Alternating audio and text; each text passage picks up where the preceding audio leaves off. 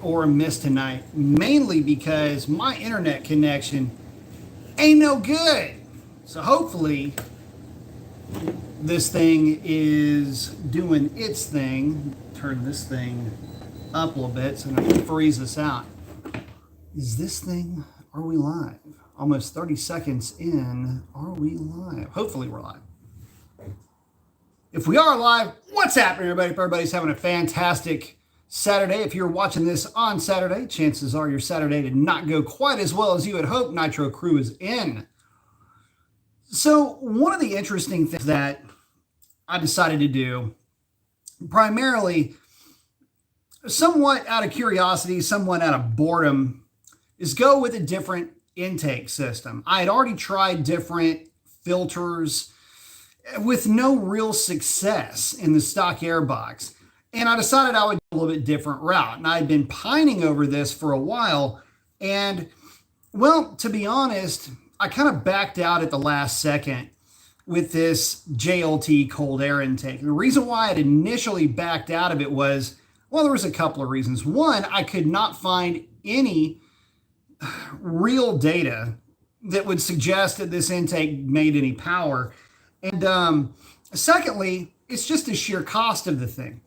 You know, I don't really have any sponsors for the show. So everything that I buy comes out of, revenue that the channel generates.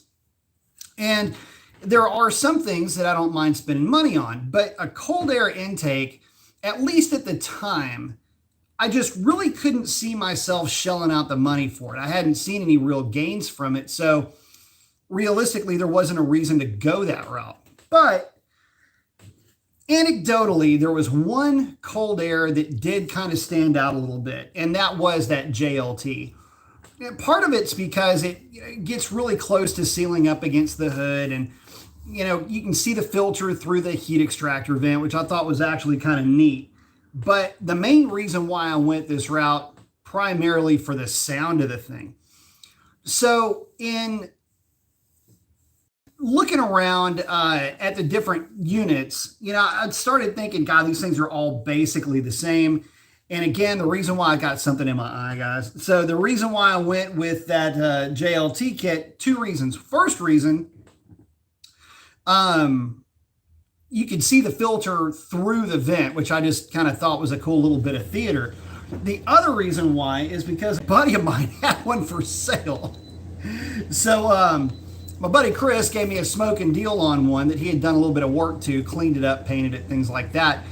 And I said, yeah, let's give it a shot, throw it on the car, see what it does in terms of, well, performance just in general. Is the car bringing in more air? Is the car going to be actually faster with that thing on the car? Is the intake air temperature going to be sky high? What are the real benefits and drawbacks to having this contraption on your car? So put the thing on the car and took it out and did some data logging. It took forever to get to Velocicito this time, but made it out to Velocicito and was actually pretty impressed with the results. I can't really say if it's really more the fact that the air was a little bit cooler or that the unit itself was just really working well, but the car replicated a number from 60 to 130 that it really hadn't done since January. And what I mean by that is at Mopar at the track rental. So the car on the Draggy was showing a 7.0 something. It was like a 7.08 or a 7.04, whatever the number was. But the data log, the timestamp, was showing a 6.8.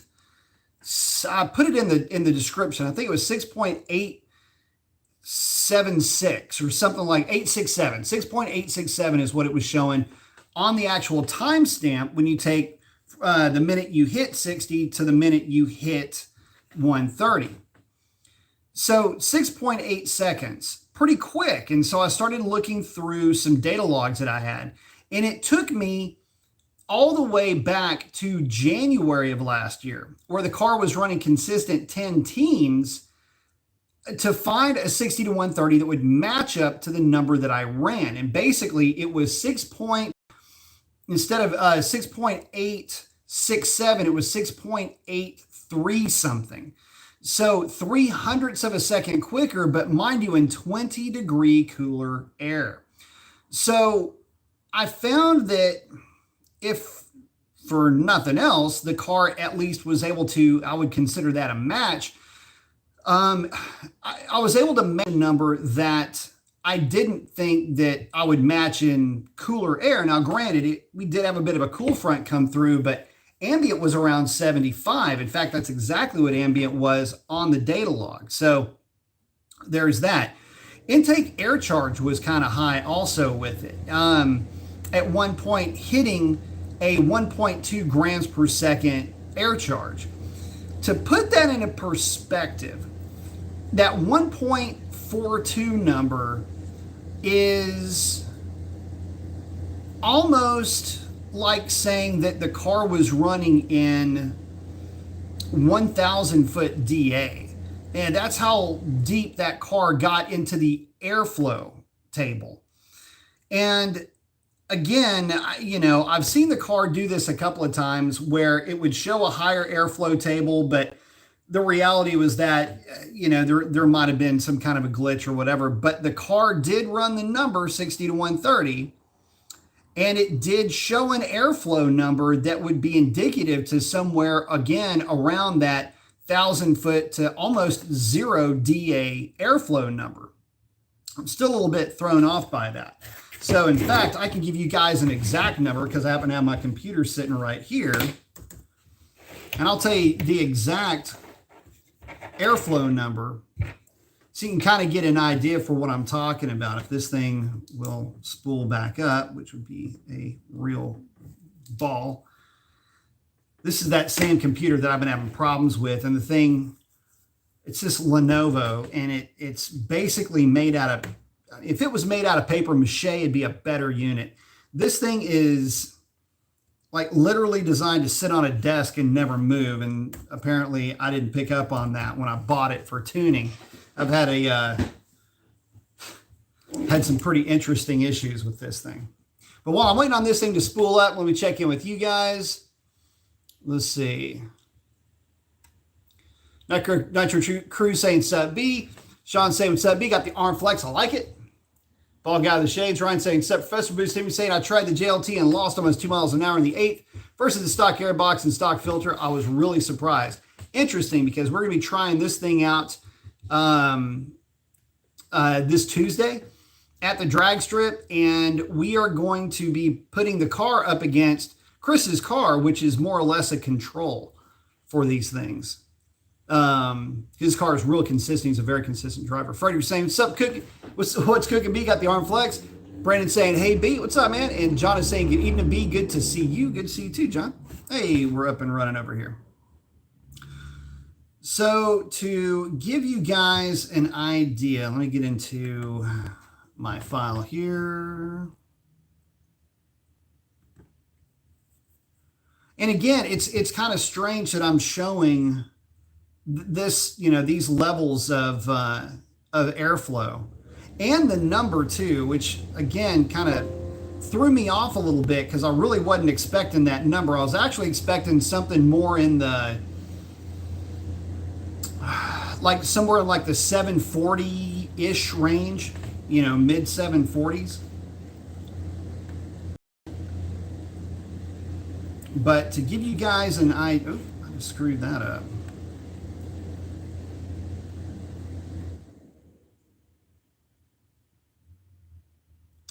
Getting this thing pulled up here. Just trying to find the highest air charge so I can show you. I mean, it was, air charge was kind of high on this thing. Which, and it's hovering like right around 1.39. You know, here's one point. This is right on a shift. Sometimes it'll do this. But this is coming out of a shift. You can see this. Keep in mind, you cap the air charge table at 1.5. I've got it lit up here, but that's showing 1.43. in 75-degree weather. Show you what's going on there. Was dumping timing just on the shift, which is what it's supposed to do. Another thing to consider, injector duty cycles.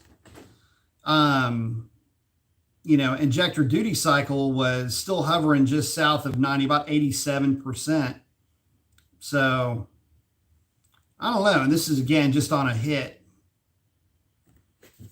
But I'll usually pick, 6,000 RPM in fifth gear, just because it's a kind of an easy number to pick on. Fairly consistent.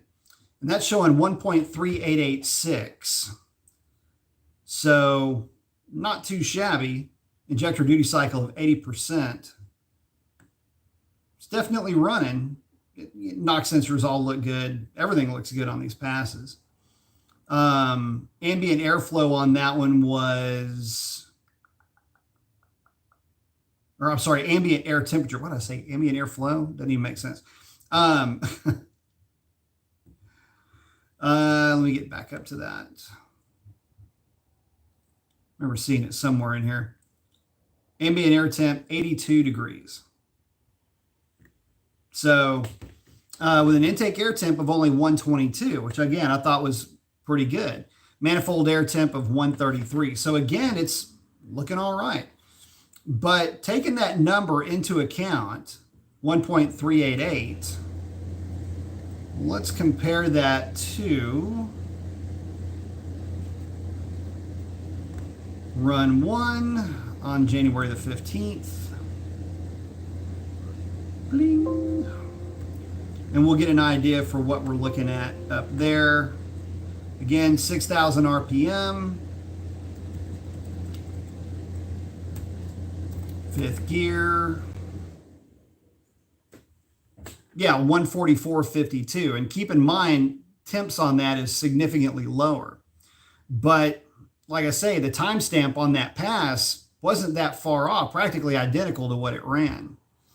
With spikes, really no different, aside from hovering around that low 140, mid 140 number versus 138. I'm still getting numbers of 138 here and there in that airflow, the air charge number.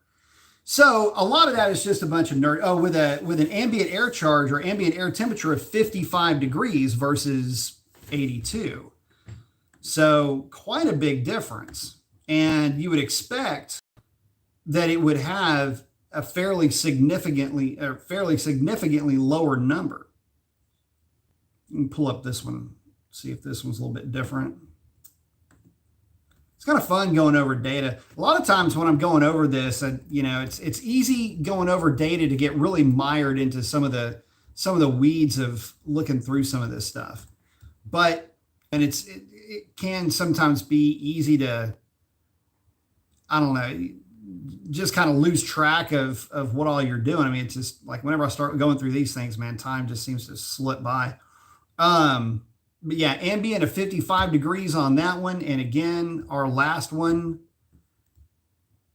that we just got through doing here with that cold air. I'm interested to get the thing to the drag strip because that's really where it counts. But aside from getting it to the drag strip, one thing I can tell you, 1.388, but with, again, an ambient of 82. So almost 30 degrees different in temperature. And the airflow value is not super far off from where it was, the way that it moves around a little bit. Because again, you got to deal with refresh rates and things like that. That one showing 144, moving right off of 6,000 RPM, I'm showing 1.39 on that hit. So again, not that far different, considering, the DA is probably the equivalent of, probably a 2,500 or a 3,000 foot swing, that number may be about right, but it's not too terribly far from what it was at that much lower DA. And I guess the point to all of that is, look, if nothing else, it's not really losing out to anything. It doesn't look like, because I went back, we can go back and compare that to the passes where I was running the stock throttle body. The stock throttle body, get this one pulled up for you guys. This is when I was doing all of that,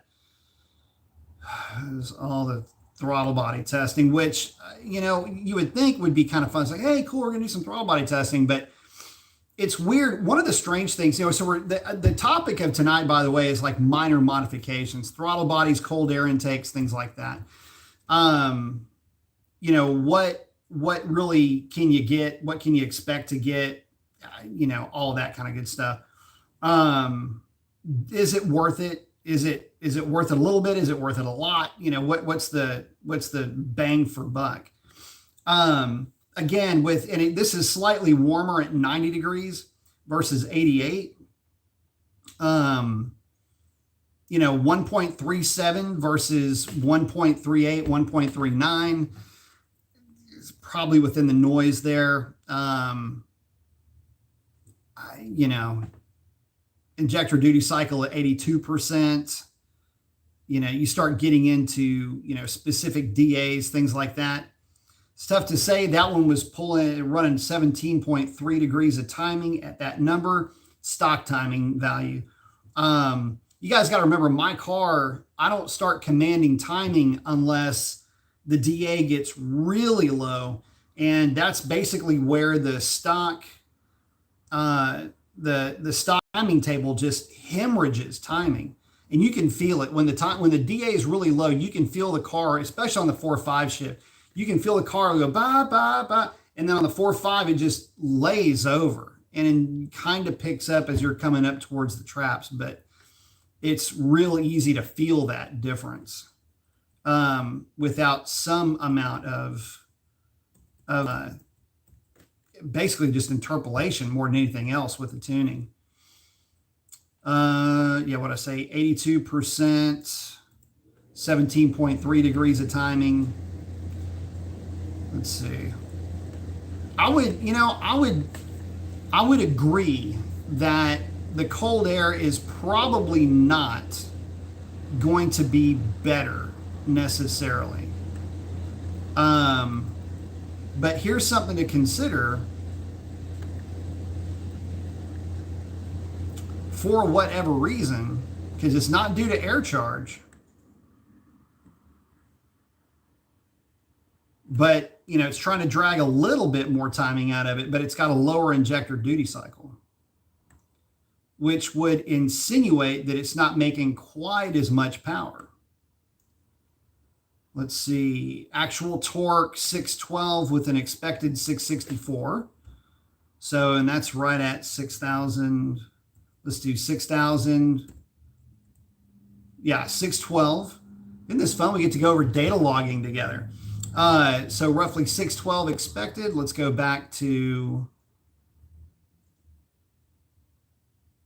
that other pass. Let's see what it shows.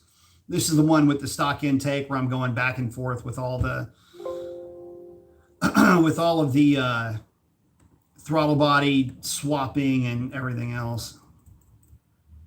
That's always fun, let me tell you.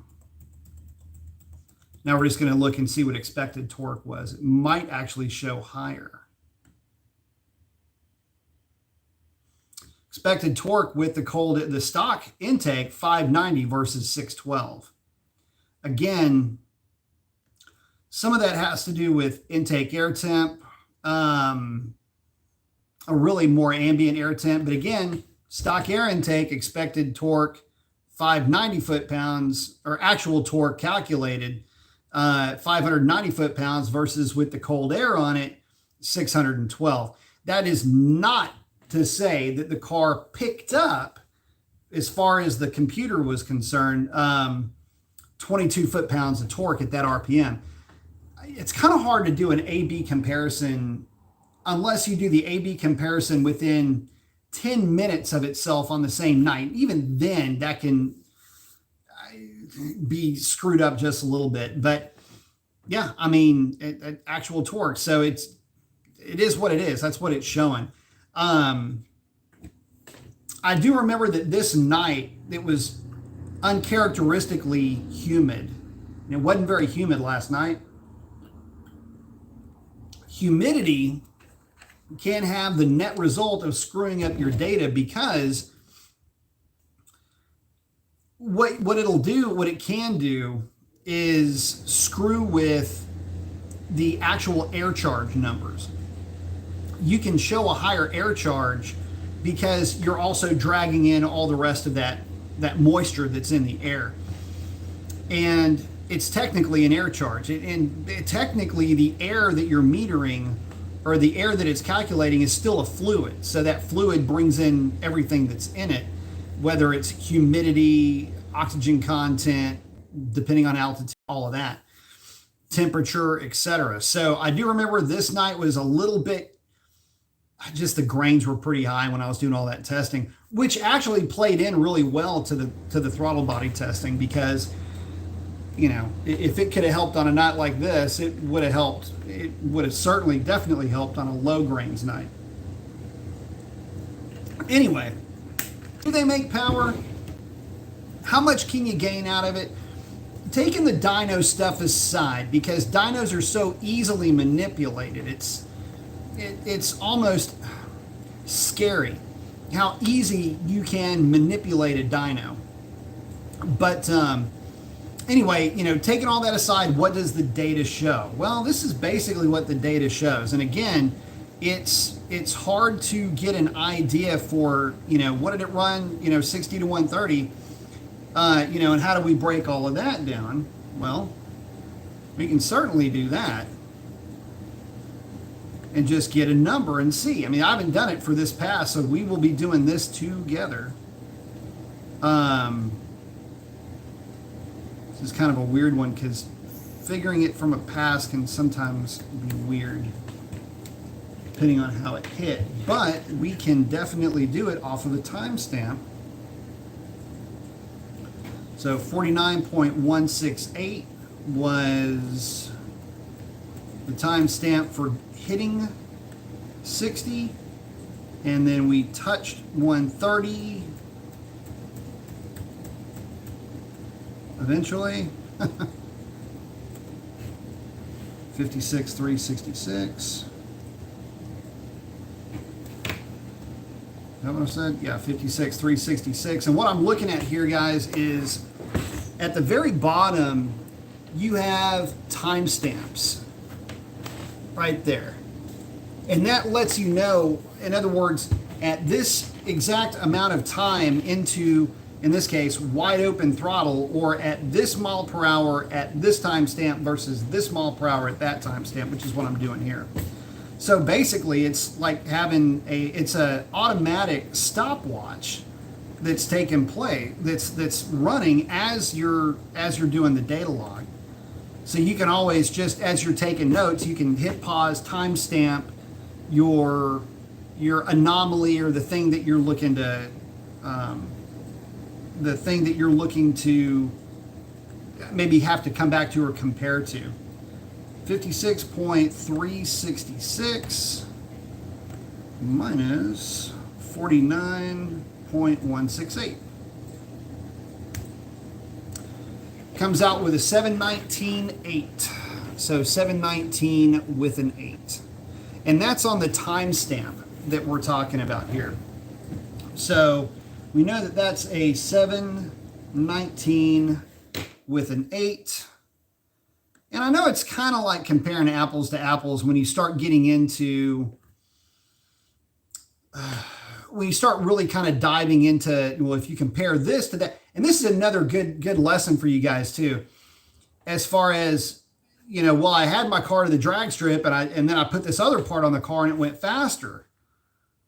Well, yeah, it went faster, because you took it at a different time during the year when it was cooler and it went faster. So let me show you guys the time stamping with my trip to Velocito. Let me get this bad boy pulled up.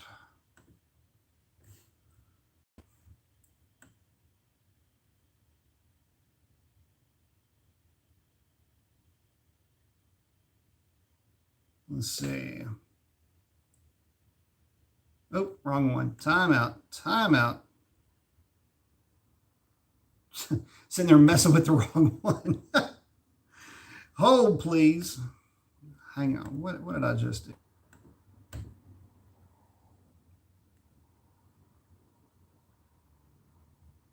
It's the right one, right? Oh, you know what? I didn't log that one. This is a completely separate one where I was logging 80 miles an hour. So I apologize for that. But anyway, you guys, if you've seen the, and I'd have to go back and actually dig that. Actually, I was logging it, but I'd have to go back and dig it up. Dadgummit. I think it was GGG. Is that what I did with it? This is another thing. When you're trying to do this on the side of the road, it doesn't always work the way that you would hope. Let's see.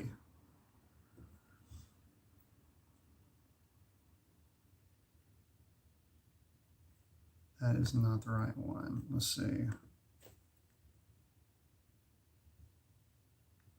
There we go. Found it. A lot of times when I'm data logging, I will just, I'm not even looking. I'll just tap, tap, tap, tap, tap, and then save it. So 60 to 130 on this one. This is the one where I was filming, I believe. Let's see if this is the one that I was filming. I think it is. 23054. I think that's right. And this is the, by the way, guys, this is the less than glamorous part of messing with any kind of tuning or, you know, just trying to get the most out of your car, trying to, you know, just that little bit extra. This is what you got to do. Over and over and over. The funny thing is that I actually like it. For me, it kind of chills me out. You know, it's kind of, I don't know. For whatever reason, it always has kind of just relaxed me.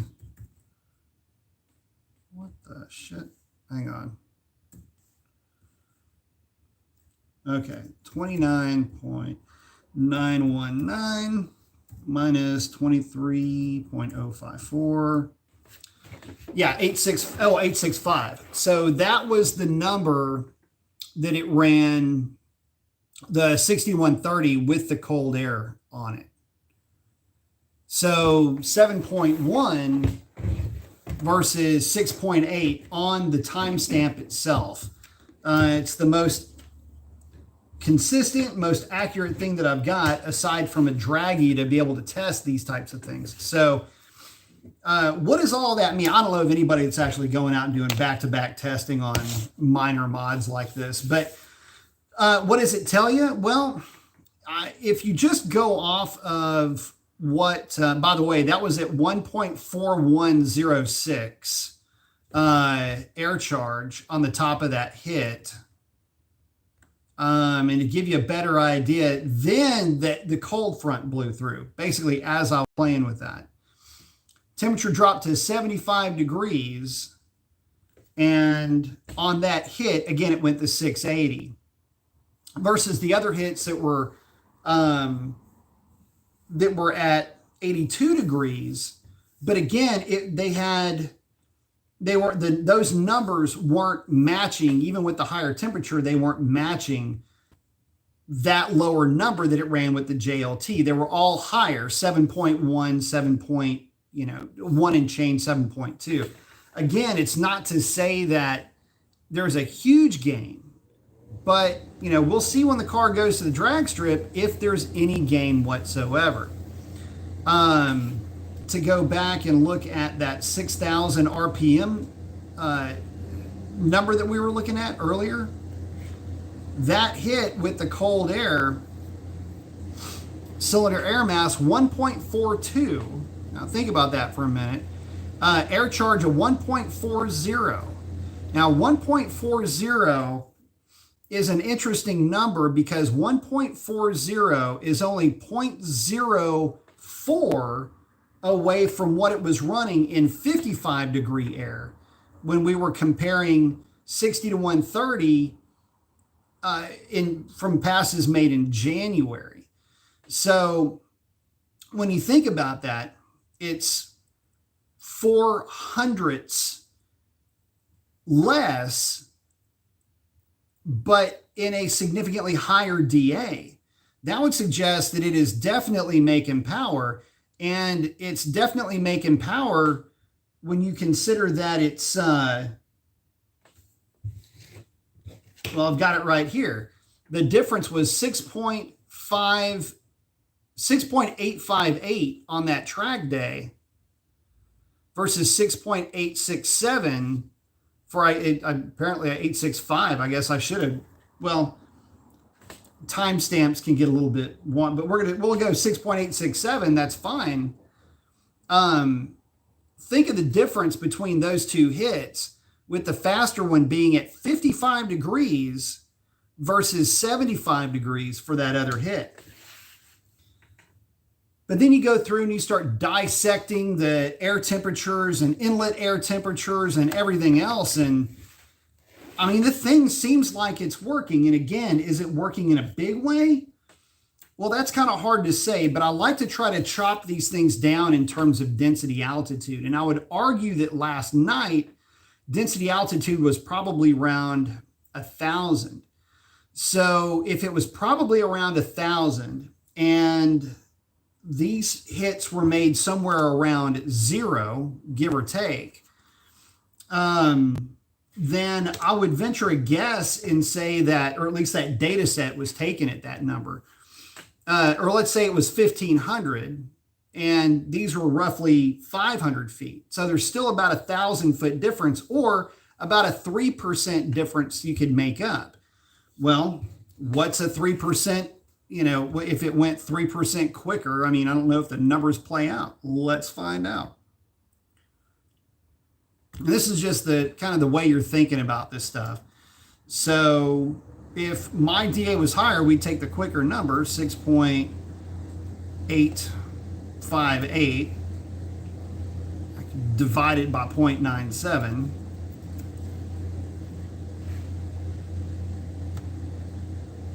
That comes out to 7.07. So if my car would have made that hit with a corrected 7.07 second 60 to 130, by the way, we're looking for a margin difference, so that's why I divided by 0.97, didn't multiply by 1.03.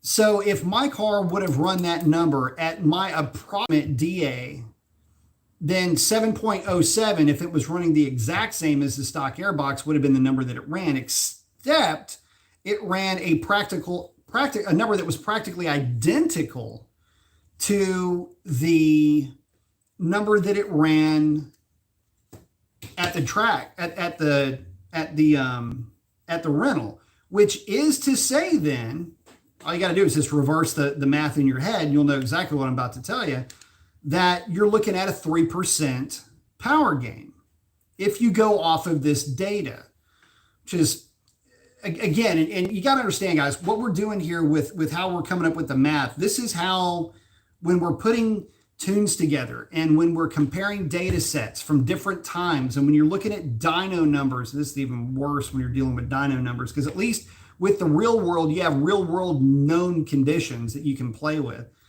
But anyway, the idea here is that you would have roughly a 21 horsepower difference between JLT and stock based on a roughly 3% variance that it looks like it may have picked up, again, with that 7.07 second time being a corrected number from the 6.858 based on 1,000-foot difference in density altitude, which I'm just guessing on that, but I'm usually really good about pulling numbers for DAs.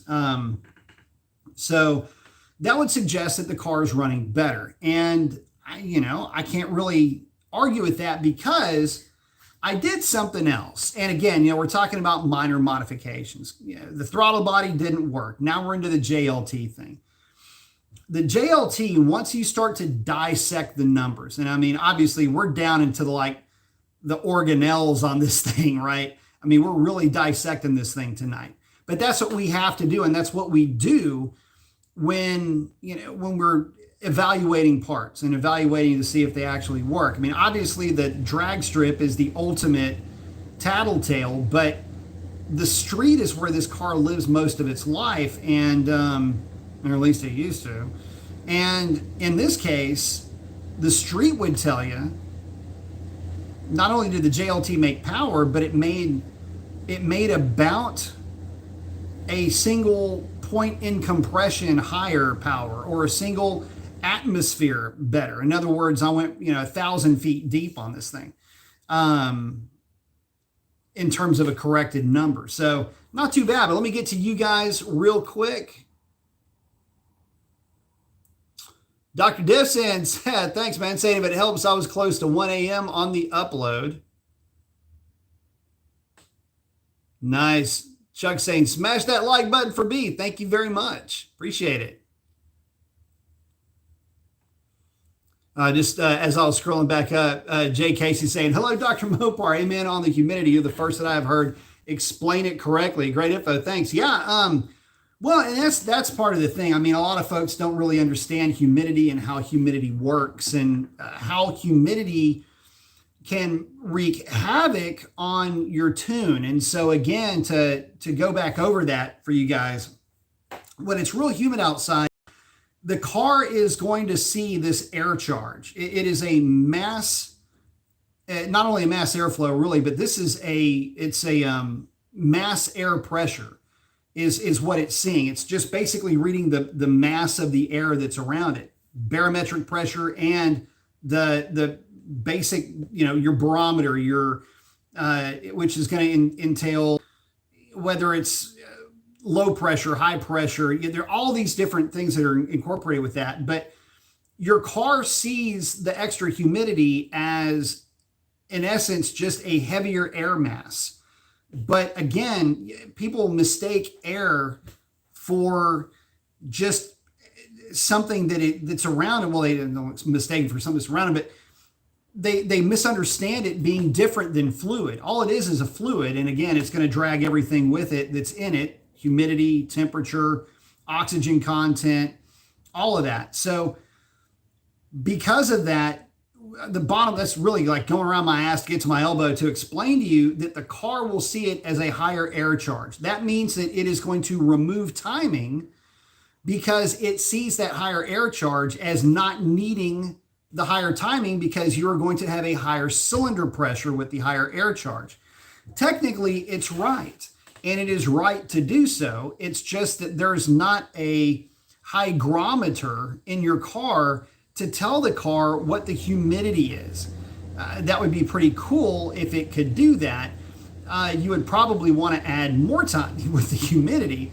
But the reality is that that's one area where the car's electronics are being a little bit fooled, and that's what happens with humidity. Also, keep in mind that your car is, the way that it's measured in terms of power, the SAE figures are always at zero humidity, which I always found to be really outside of the range of possibility for reality. So just understand that there's reasons for that. And in some ways there used to be some correction factors that were involved. But when these engines are tested, they're tested in laboratory conditions. So just remember that. You know, a lot of guys say, oh, the car's, you know, not making the power that it should. You see all these different dyno correction numbers and things like that. It's like, they, unless they downvalued the power that the car made, which some manufacturers will do that. But the reality is that you're not gonna be able to fool your computer into thinking that it's got less or more humidity, or less humidity when it's got more humidity. Let's see. Bear with me, guys. We scroll back up here.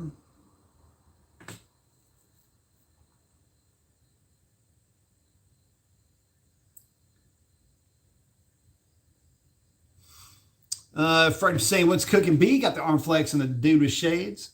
Brendan saying, hey, what's up? John's in. Good to see you too, buddy. Let's see. Okay, I think we got it here. Oh, Geg's asking, hey, what made you take the JLT over the leg maker? Well, because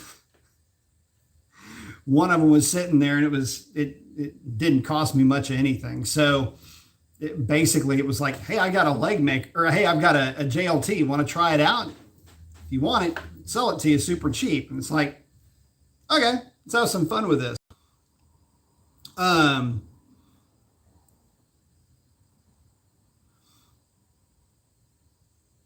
Oh, he's saying he has a Volant CAI with a Donaldson filter. It's good for 5 years, 100,000 miles. Keep it clean. Make sure you're still inspecting it. Brandon's saying he had a 285 Hellraiser installed back in July. He threw a P016 code the other day at the track rental. My last run of the day. I had thrown the same code about a month ago.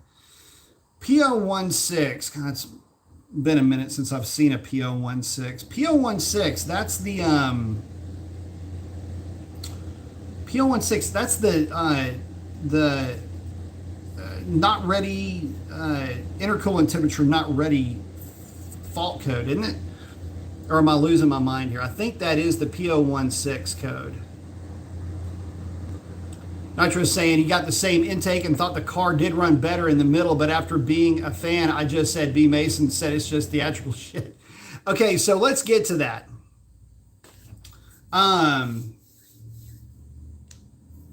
So when you're talking about the intakes and everything else, they really are just theater more than anything. You know, we can go over these numbers and I can dissect this thing to the nth degree.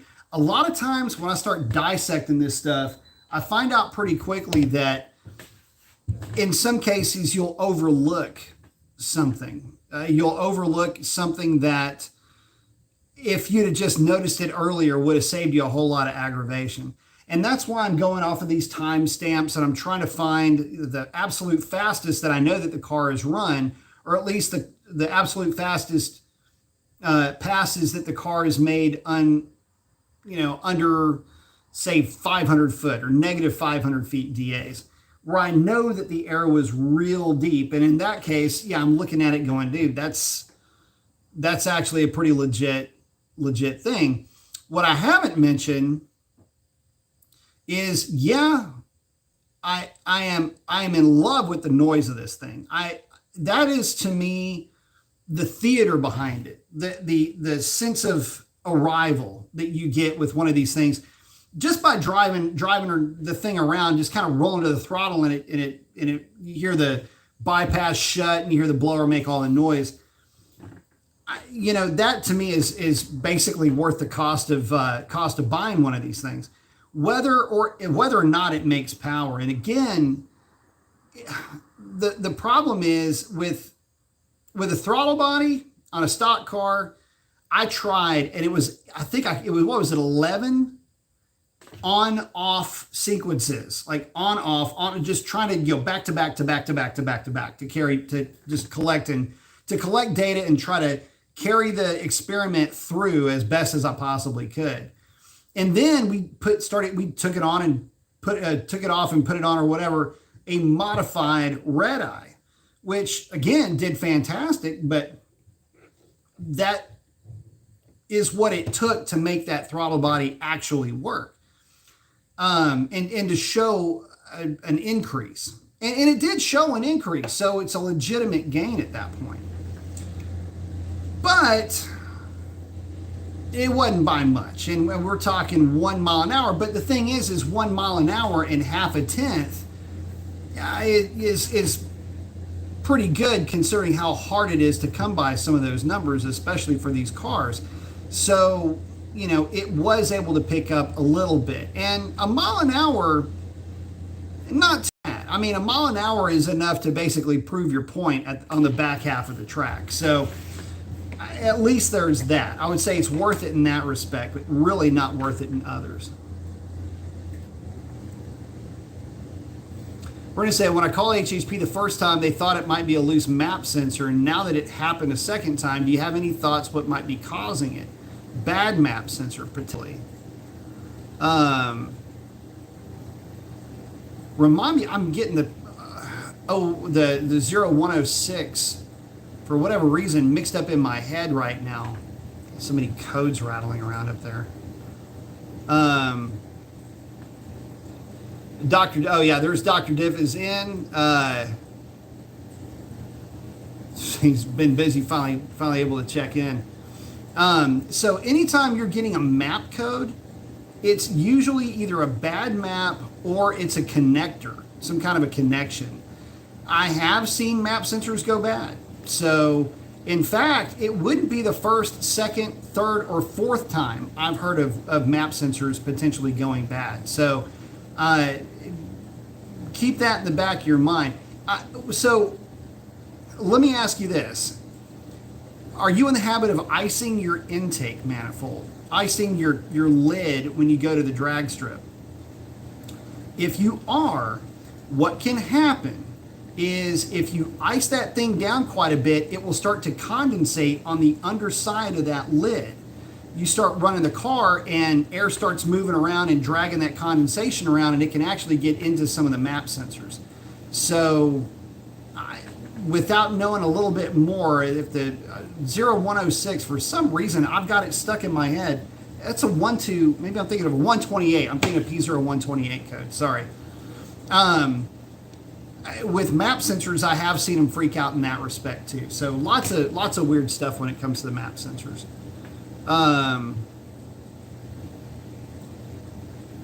BB Zen saying, finally able to watch a live stream live. Nice. Hey, my local dealership is saying my coolant looks contaminated. Recently had my whole system except for the water pump replaced.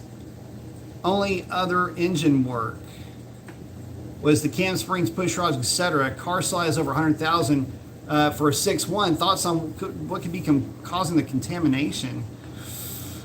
Normally, that's actually kind of tough to do. I mean, especially a cammed car, not forced induction. I can't imagine what would be causing that aside from a just barely failing head gasket. But I mean, it would take a lot to do that to that car.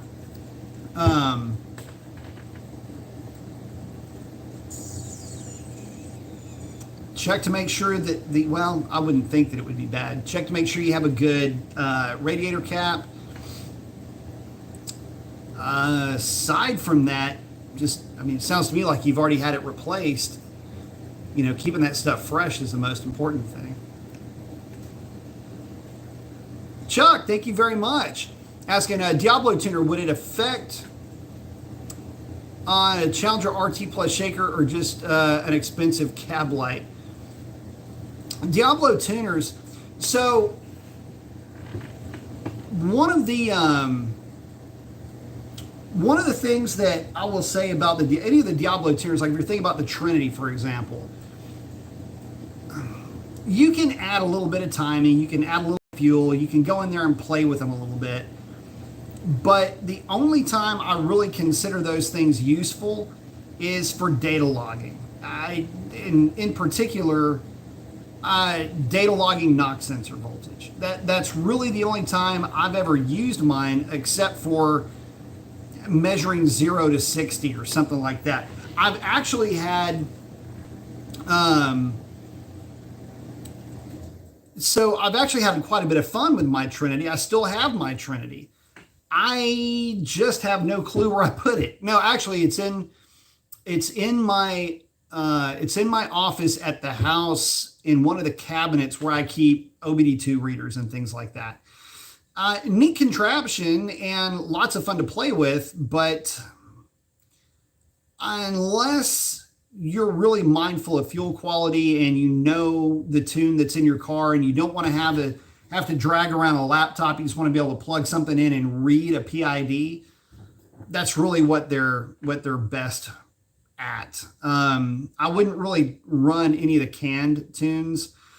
I haven't, the canned Diablo tunes, or at least in my experience, my experience is going back a long ways with those things, but you have to understand that it's going back a long ways, but it ended a long time ago. So it's really old news. Anyway, a lot of their canned tunes were not that awesome. So I'm not trying to tell you that they're bad tunes. They're just extremely conservative. You're better off getting an actual real tune.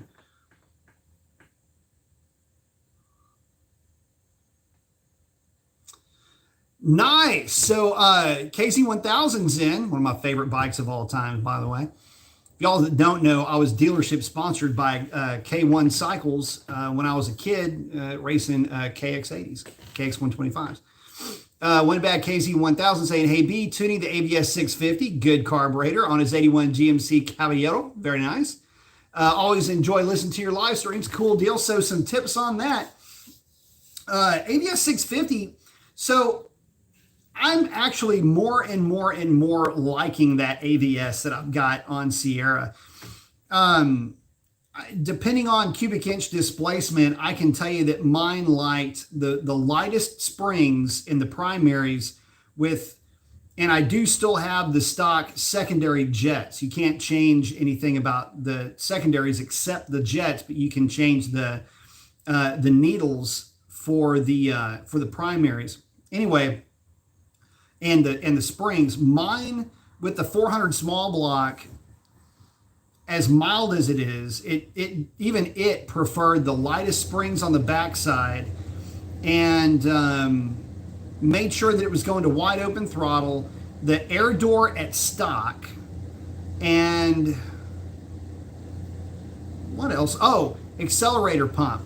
Play around with that accelerator pump. There are some guys with smaller displacement engines that the accelerator pump position won't matter to them that much at all. But if you flash the thing to wide open and it kind of hesitates, put the bar all the way inside to where it's basically not to the outside, to the outside of the accelerator pump bar itself. Bring it all the way to the inside. That gives it the fastest hit and the longest travel on the accelerator pump, and it'll take away that lean bog when you go to wide open throttle. Sierra barely lean bogs if you just stomp on it. Even then it doesn't. It'll lean bog just a little bit. What I need to do is I need to pull the carburetor off of there, and I probably should go like just one size or two sizes larger on the secondary jets for that thing. At wide open throttle with my 400, and keep in mind it's just got 441 heads. I don't know. Doc Diff and I were talking about it. We're almost convinced it's got something like an RV cam in it or something else like that. But since I've been doing all the carb tuning on it and getting it all squared away, that thing will absolutely boil the tires like you would not believe. And at wide open throttle, I think my AFR is like 12.7 with that thing. So, look, I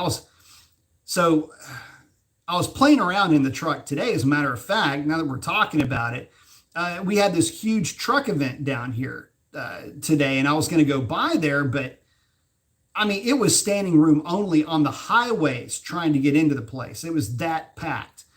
Let me think about this. In 1, 2, 3, 3 different directions to get to that track, it was backed up for literally miles.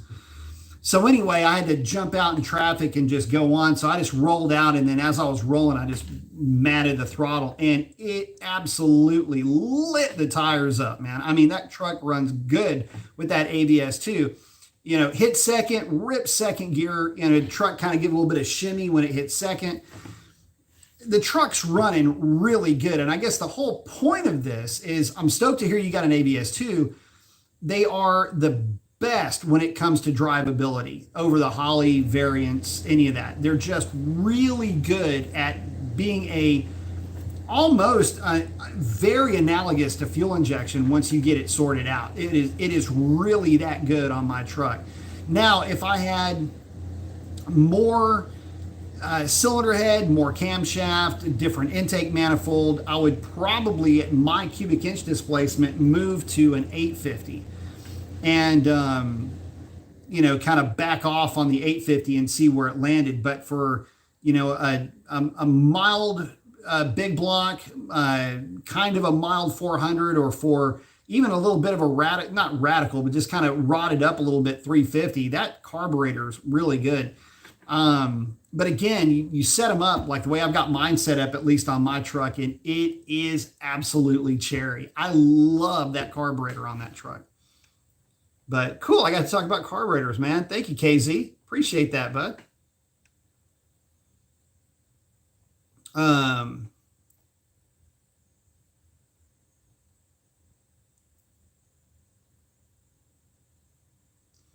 Oh, Doc's saying, doing a couple bolt-ons. I see now. Good weather for it on the Hellcat. Yep. BB saying, was the cam springs, push rods, etc. install? Car has just over 100,000 miles for a 6.1. Thoughts on what could be causing the contamination? Man, again, it's tough to say. I really don't know. There's nothing that really could contaminate it aside from, again, I mean, it would be like just a pinhole leak in a head gasket. You may not even notice it. The only way you can really find out in that way is to put a pressure tester on the, or put a pressure reader on the actual cap itself and see spikes.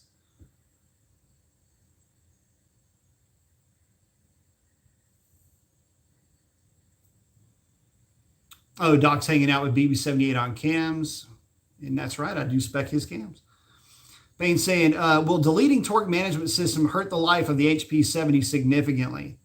Depends on what you're doing with it. The thing is you don't want to delete it completely. The reason I want to delete it completely is because it'll kind of shift like crap.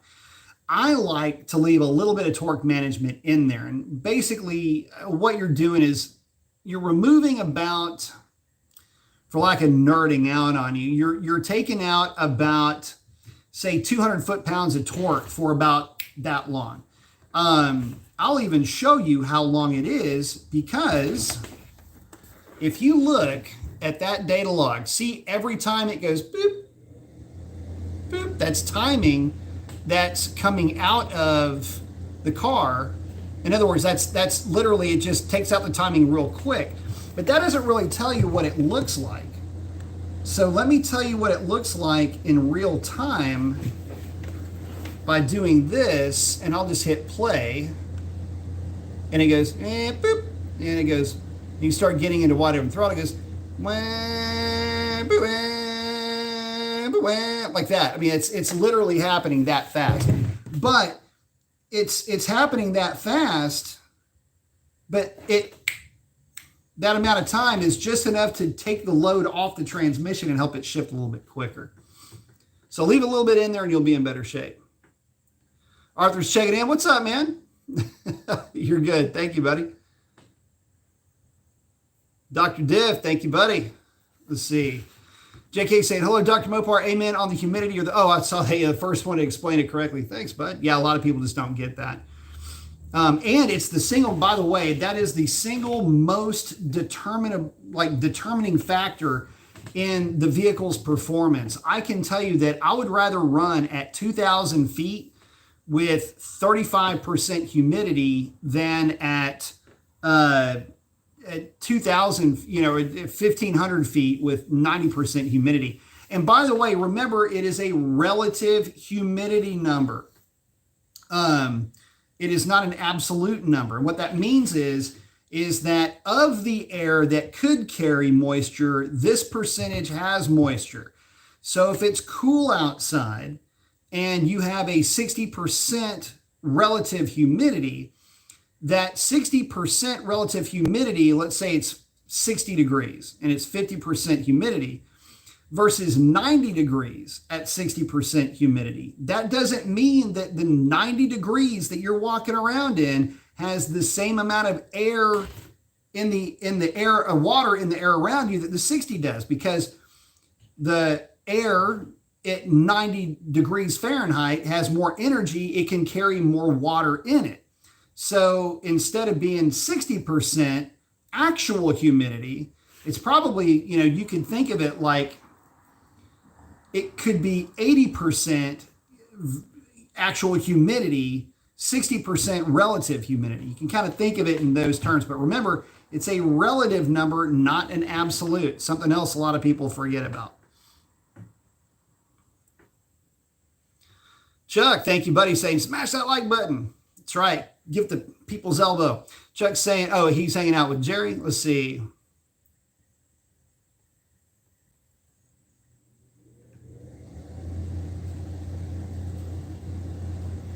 Oh, okay. Saying, hey, what's going on? He just popped up my recommendations. What's the channel all about? Obviously, some drag racing. It is. And Chuck's just telling Jerry to say, hey, it's a Mopar, different modifications. It could be some things Chevy, some things Ford.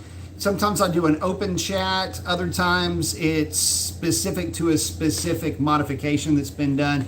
In this case, we're talking minor modifications, throttle bodies, cold airs, things like that. Stuff that really doesn't add a whole lot of power, but at some point you can maybe consider it's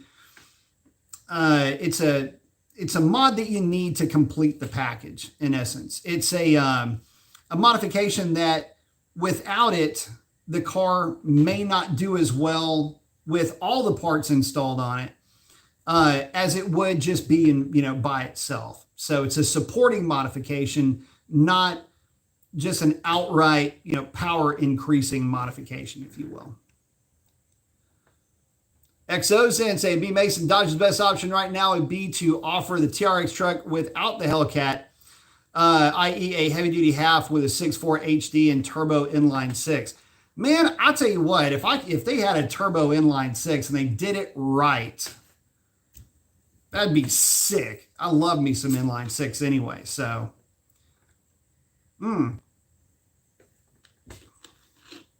So, Jay Casey's asking, talking about tunes, can you explain locked tunes? Yep.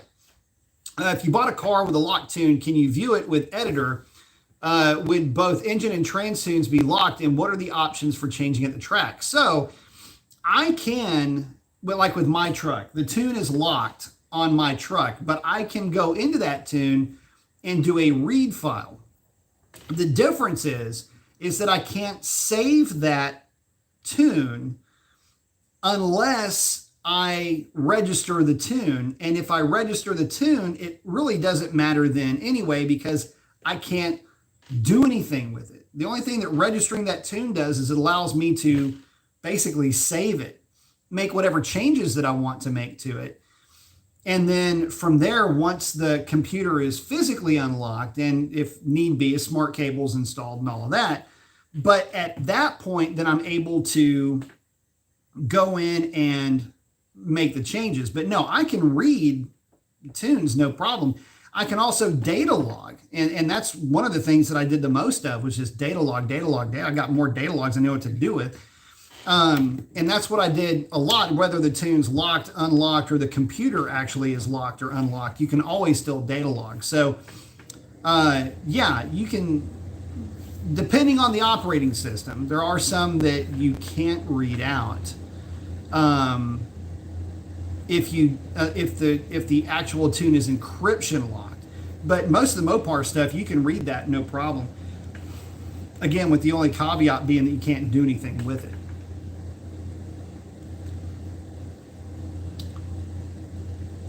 Oh, Jerry's checking in. He's got a 73 Duster with a 408 and an old school drag suspension setup. I like it. Dusters are always one of my favorites. What sucks, man, is I never could get my hands on one.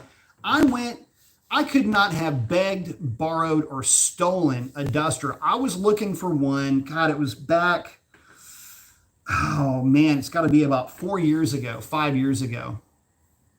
I went looking for a Duster, and for the life of me, could not find one. I desperately wanted one. And I mean, I guess if I'd have looked hard enough and really just beat my head against the wall for long enough, I could have. But at that time, prices were just, I mean, they were pulling the stick back, firewall on the throttle. That they just shot straight up in the air. So couldn't make it happen. But again, Chuck and KZ, man, thank you very much. BB's asking if I'm thinking about any more cosmetic mods. Oh man, I don't know at this point. I'm toying around with the idea of maybe putting a different set of wheels on the car for my daily setup, but I'm not exactly sure what I want to put on the car. I've got the Demon replicas, and I like them a lot, as a matter of fact. I really like them because they're easy to clean, but I'd like something, I would prefer something if I could find them with an 18-inch front and rear setup to use as a daily. In other words, you know, I get it. You could go with like 20-inch bravadas with 18 up front, 20s up front with 18s in back. I get that. You could definitely do that. But for me, I'm looking for something a little bit different. I would, man, if freaking Forge Line or Forge Star rather would make a set of wheels that look like the D5s, but you know, had just a little bit like more of a regular wheel look to it, that's probably what I would put on the car as my daily. So, but aside from that, I mean, I might get the windows tinted at some point, but nothing really to do to the car really at this point, except for one little thing. Actually, two little things that I am really kind of kicking around the idea of. One would be to try to figure out a way to make a red eye hood work. I like the twin snorkel hood, but the other thing is I really like the bigger wing, the bigger spoiler for the back. So if at some point it gets one of the newer spoilers out back, that'll be why. But for right now, those are really the only two things that I can think of that I would entertain right now.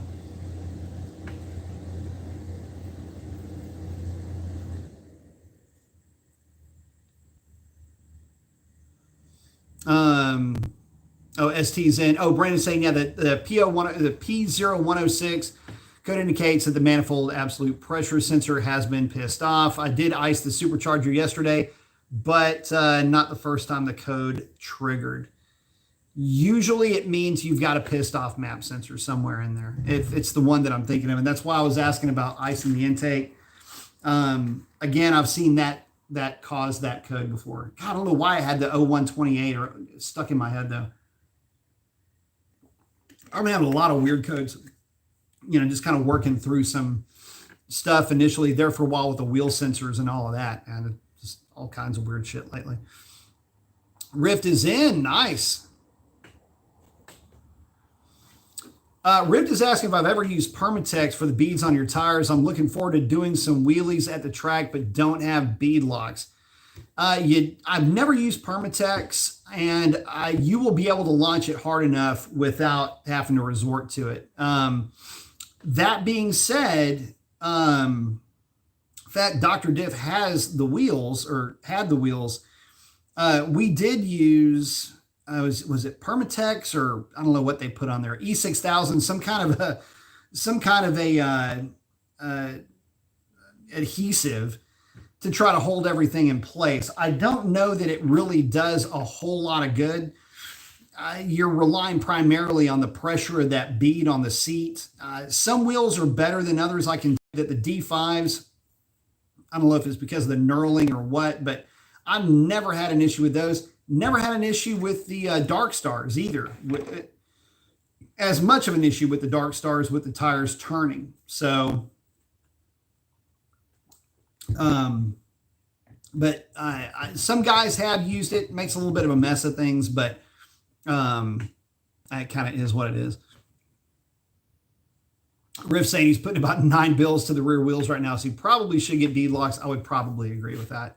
At that point, you might as well go ahead and make the switch over. They're a little bit heavier, but you know, if you're finding yourself moving tires quite a bit on rims, probably best get a set of bead locks for it.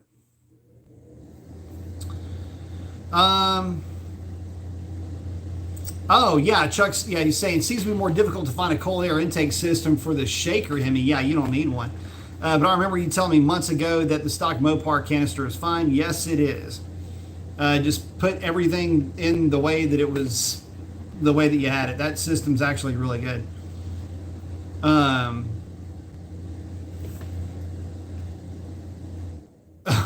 no.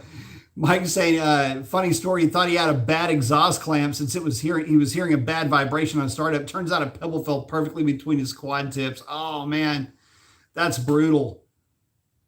That sucks. It's funny though. It's good though. It's a good kind of funny.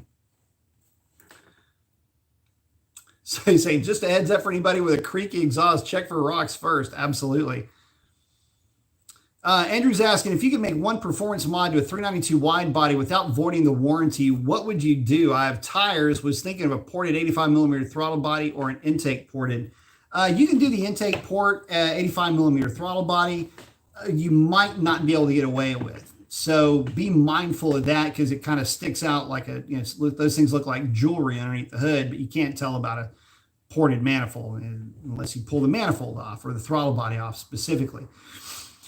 What would I do that wouldn't void the warranty? Pedal commander, probably. And the reason why I say pedal commander is because, you know, and when I say pedal commander, it's a generic term for any of the pedal intercept devices. And the reason why I say pedal commander in this case is because, man, you can absolutely change the complexion of how that car is running just with a boop, boop, boop on that controller. And it makes it really kind of fun. I've, back in the day, put pedal commanders on quite a few cars with electronic throttles. And the fun thing about it is you can make them real aggressive. You can chill them way out. And there's really no penalty for any of that. It just makes the car more responsive, just driving the thing around. So believe it or not, that's the only real thing that I would suggest that you would need. Everything else that you have on the car is really, really good. And again, if you want to add a little bit of theater or a little bit of entertainment to your driving experience, that little pedal commander goes quite a long way. You know, I don't know if any of the cold air kits would be a problem in terms of warranty. But you don't really need it for where you're at. Again, another mechanical part you could do because you are I'm assuming it's a Challenger 392 wide body. Go with the Hellcat airbox with a Hellcat filter. That's going to flow 1100 CFM, way more than what your car will run. And that's the intake system, the cold air and the filter out of a Hellcat is what we ran and set all the NA records back in the day when we were down near running 10s, running 1120s with an unopened 392. So in other words, no ported intake, no ported throttle body, aftermarket throttle body, no headers, no long tubes, none of that. It was just a tune, some weight reduction, and some really good track prep and a drag pack. And that's it. I mean, a car in a Cat Delete, which didn't do anything for power. And yeah, that car run consistent in really good air. Car run consistent 1120s. So, you know, you don't really need much. And Peyton's saying probably the Hellcat lower airbox and filter. Absolutely.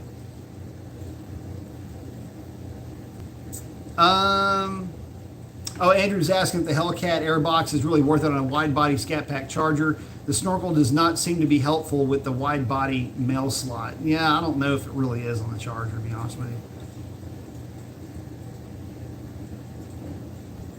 Oh, him, he's saying he's hanging out with Chuck. No trusted tuner close to him. Yeah.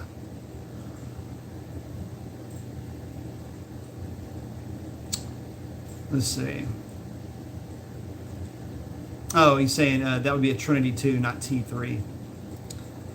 We're saying, I love my new setup on the Hellcat, but it does downshift really hard from third to second now. What do you think that could be? Like, what could I do to fix that myself with my tuner? Just tell him that it's downshifting really hard. He's probably got oncoming clutch pressure might be high for the downshift tables. So I usually don't mess with downshift tables. There's really no need for it. I mean, you're downshifting. So, you know, aside from just bringing in the clutch from stock, there's no reason to like hammer the downshift. What he may have done is he may have just copy pasted the track oncoming clutch table. Let me look at that real quick. Since I just got it sitting right here in front of me.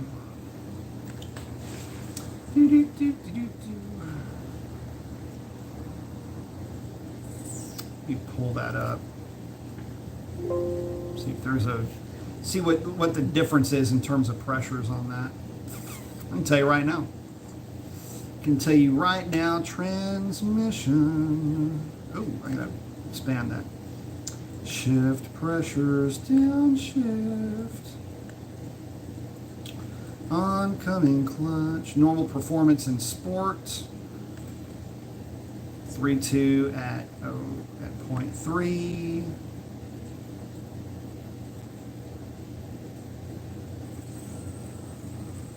Oh, hang on. Bear with me here. Yeah, he's probably got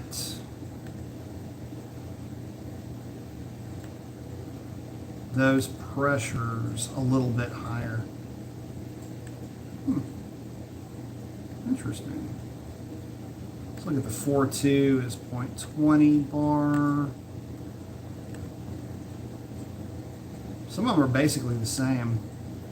Let's see what his off-going clutch would be for 3.2, 2.35. Yeah, I would say off-going clutch might be a little on the high side. Be my guess. So possibly off-going clutch, oncoming clutch, he could have a little bit high too. And that's in that table right there. Right in here. So there you go. Hopefully that helps you.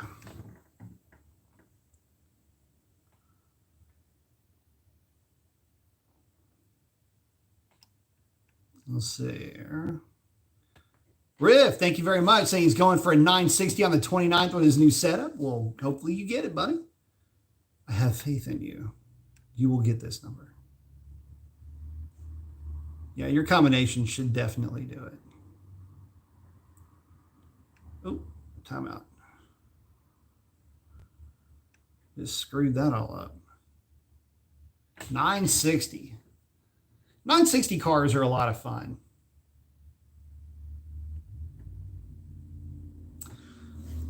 Let's see. Gaglish is saying, hey, Mason, is there any data on the newer Hellcat / Red Eyes with the dual headlight intake versus the single one? And the old ones, I think the new Scat Packs may have them since they don't have fog lights. I don't have the foggiest on any of that. I can tell you that if they are trying to run plumbing and everything like that underneath the car, because I haven't seen any of those. I had heard of something like that, but I'd never actually seen it in person. I don't know anything about them, and I can tell you that there won't be a whole lot going on with that. I can tell you that the SRT, like my SRT, I did the brake duct mod on that one. And the brake duct mod basically was that it just helped to stir up air in that area right there where the intake drops down, and it kind of draws air from both sides.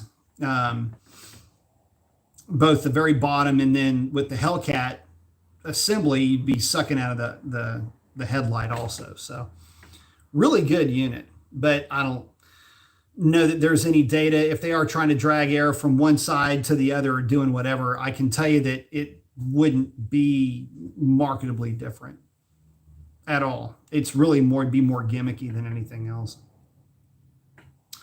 Chuck saying there's a Duster for 10 large in his area. Sublime Green has a 360 crate engine in it. That would be a good one to get. Be a fun one. 8-Speed Scat saying, is it pointless to do 85 on a Scat Pack for how much it costs and how really little it helps? What's your opinion? Well, not only do I have an opinion of this, we actually did a lot of testing with E85. And in fact, hang on, let me see if I've got it in this stack over here. Recently kind of moved some things around. I don't think I have it over here. I don't. So I did a lot of testing with E85 with Quick Brick's car, with his Charger. And so what we did is his car is full bolt on, and it was run at that time with a stock cam. And what we found was it picked up torque down low, but just like with every other car with the 85, it just didn't make any power up top. And I'm talking specifically about naturally aspirated stuff. So I had his car on the dyno one night, and it was one of the rare nights where we were kind of able to get out of the shop at a kind of a normal hour. And it's one of those deals where we'd all been working till, midnight. We're working basically, 10 to midnight, 10 in the morning until midnight every single day for like a month. And finally got a chance to play around, do some R&D. And, it sounds funny, get a chance to play around. Well, when you're messing with customers' cars, it's a job. It's a fun job, but it's still a job. And after a while, you're just basically wearing a white lab coat. We used to joke. I mean, the stuff that's a whole lot of fun when you're younger ends up being just kind of what you do for a living. It's like being a gynecologist, I guess. I don't know. Or a urologist. It depends on. Nice. Anyway, depends on whatever wets your whistle. But the idea is, we finally had a chance to have a little bit of fun with this, and we were trying to get the R&D done for this type of a combination. This is a really stout 392. I mean, this thing was on a scale of 1 to 10, probably a 9 in terms of just trying to be an overachiever. Just the car was so freaking heavy. But anyway, what we found is I started doing time. I guess, again, kind of going off topic here, but I was doing timing sweeps with the car. And so on 93 octane, the indicated timing, because keep in mind there's built-in timing also, but the indicated timing was 17 degrees. It's kind of a pivot number for these cars. Some cars like 16, some cars like 17. And so we were sitting at 17 with this thing. Made a hit, and then added a degree of timing, made a hit. Added 2 degrees of timing. So went from 17 to 18, 18 to 20, made a hit. Add 2 more degrees of timing. This is all on E85, made a hit. Added another degree of timing, made a hit.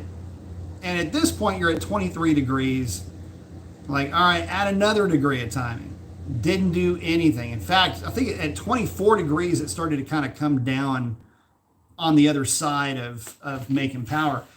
So we had the 85 in the car, and we had made peak power, and the car was, once it got to like 17 or 18 degrees of timing, it was insensitive all the way out to like 22 degrees of timing. It really made no difference. In fact, I think the car ended up being happiest at like in that air condition, that DA and all of that. I think it ended up being happiest at like 19 degrees or 20 degrees, something like that. But it never really responded to timing. Like if I were to have gone from 17 degrees of timing to 13, it would have obviously just cratered in terms of making power. But once it got to that happy spot with the 85, you can literally blow right past optimum timing and get into overtime because the fuel just never pre-ignites.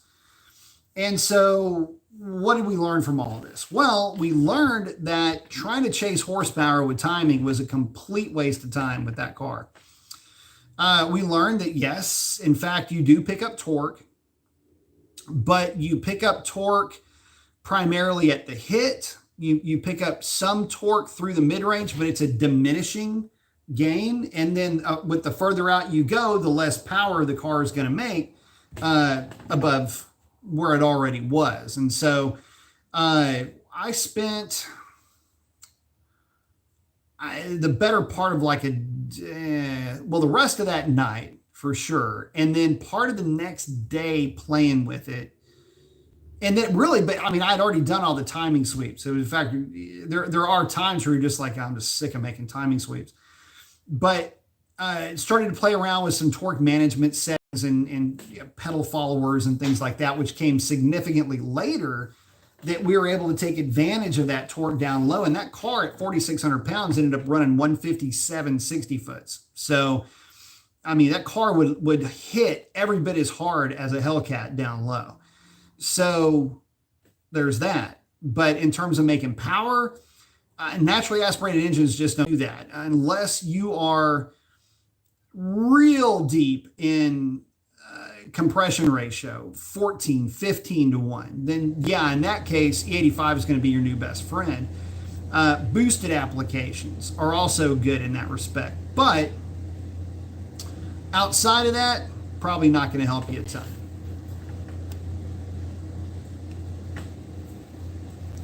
Oh, Nitro is saying, I agree with your wheel selection. A Demon Super Stock replica to fit narrow bodies with an 18-inch size would be sweet. Exactly. You know, and I love my Demon reps. I just want a little bit less rim and a little bit more tire. You know, I want the option to be able to run a slightly narrower tire than a 305. And I like the idea that, you know, I've got more sidewall, because independent rear suspension cars with a real stiff sidewall have a tendency to just kind of be jittery, and with a little bit stiffer or a little bit taller sidewall smooths them up a little bit in terms of handling. So anyway, it's just a thought, but I mean, you know, 18-inch set of, you know, Demon replicas would be just about perfect for me. You know, like an 18 by 10 in the rear, 18 by 9 up front or something like that. Oh, Mr. Driver saying, what I be? I put a pedal commander in my 2015 and he loves it. Very cool. Rich is saying the pedal commander and his 900 wheel horsepower Hellcat is scary and unsafe, but damn, it's fun. Absolutely. Joe's saying hello. Chuck saying he spoke with Pedal Commander. They said the unit is good in cold and heat conditions to be left installed. Absolutely it is. Just adjust the settings according to weather conditions. Yeah, I mean, so what I used to like doing with mine is I would put it in chill mode. And the way that works is, all it is, it's a signal intercept. That's it. It's, in essence, it's a piggyback, just like everything else. And so you've got different maps. Like this would be like a standard map where you've got low to high, right? Just real linear. Then you would have an aggressive map, which looks kind of like this. And by comparison, you kind of get the idea. When it's curved like that, X and Y axis, this point, even though it's, you know, say a volt and a half of pedal input, is going to yield more throttle opening than that one would. And so that's how the Pedal Commander works. Super simple device. What I used to like a lot was I would put it, this is an over exaggeration of how it looks. But I used to like putting mine in this one right here. It's kind of a chill mode where you could give it a lot of pedal input and it would kind of accelerate a little bit softer, but then you would get to the very end, like start to get to about the middle of the travel, And that's when it would be like real touchy. And I kind of like that mode. That was like in one of the more chill modes. And then there's another one, it's like an eco mode. And that one kind of looks like this here, where it only goes up so much and then it plateaus. It just doesn't really ever tell it. You can go wide open and it wouldn't let it go to wide open throttle.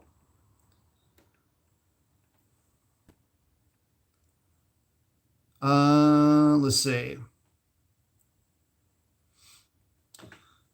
Oh, HB saying trans tuning would probably help my scat shaker. No, it ain't no probably about it. It will definitely help your scat shaker. As a matter of fact, it's probably, if not guaranteed to be, the number one thing that makes the biggest difference in terms of how these cars perform. And that's what I have spent more and more and more and more time on. It's one thing, it's easy to make these things make a lot of power, or to, optimize them for power at wide open throttle.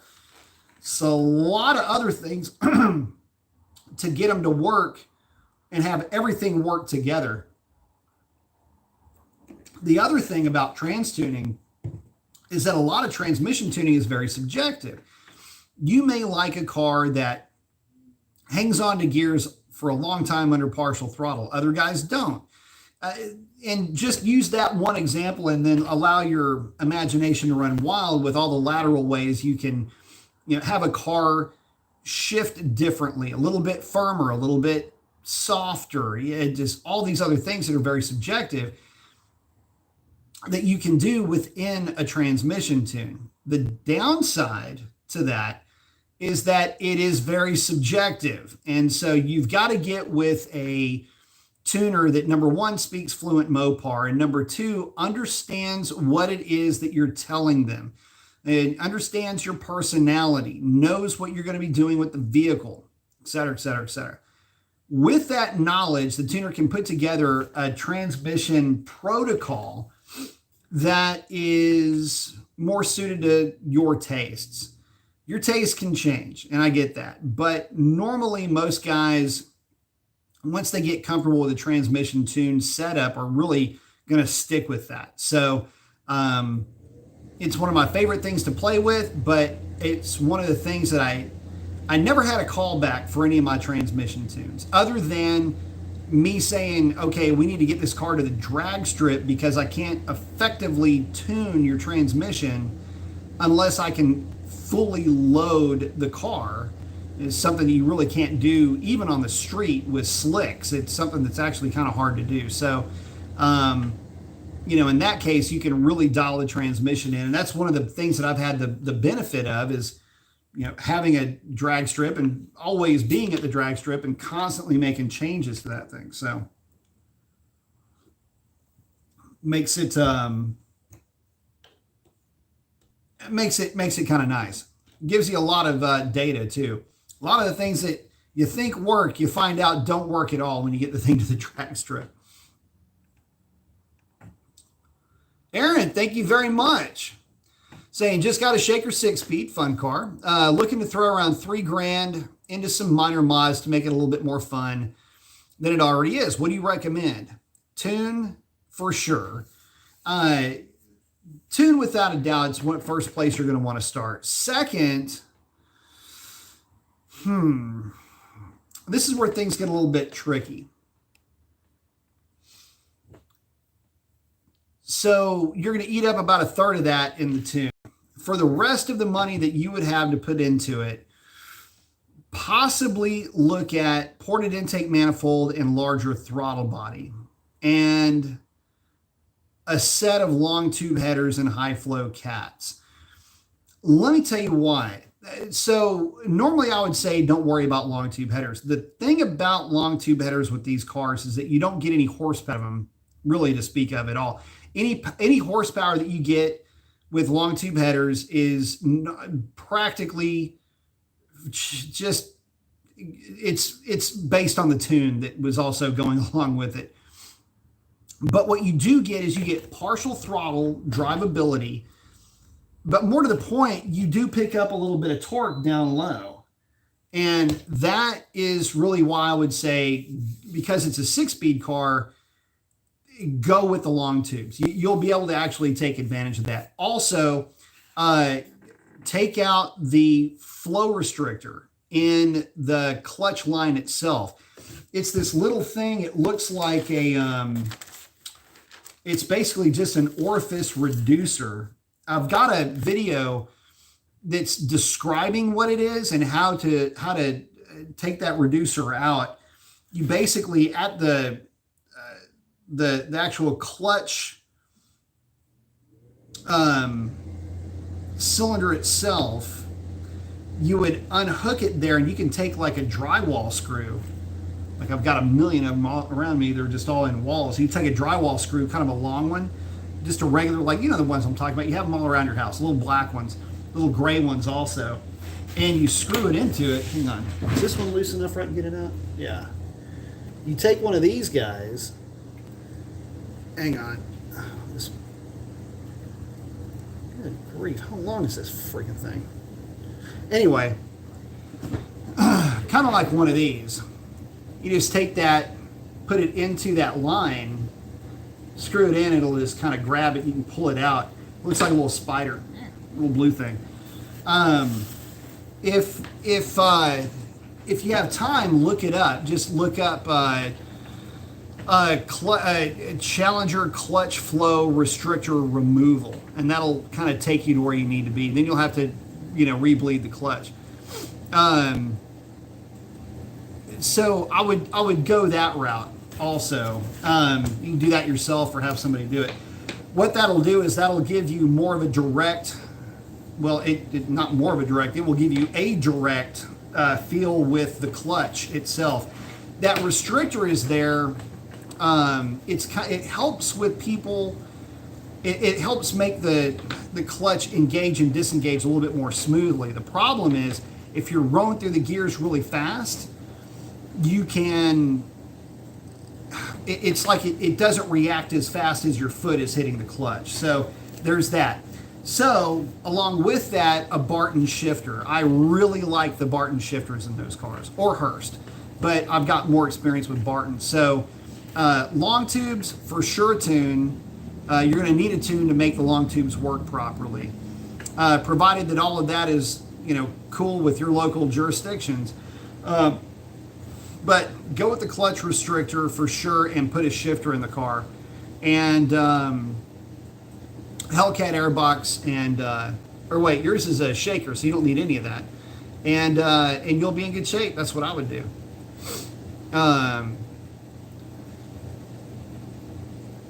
But thank you very much. I appreciate it.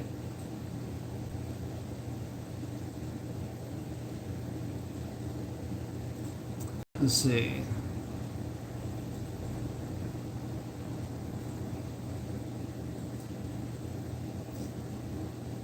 Bear with me here just a second. I got to slide back over here.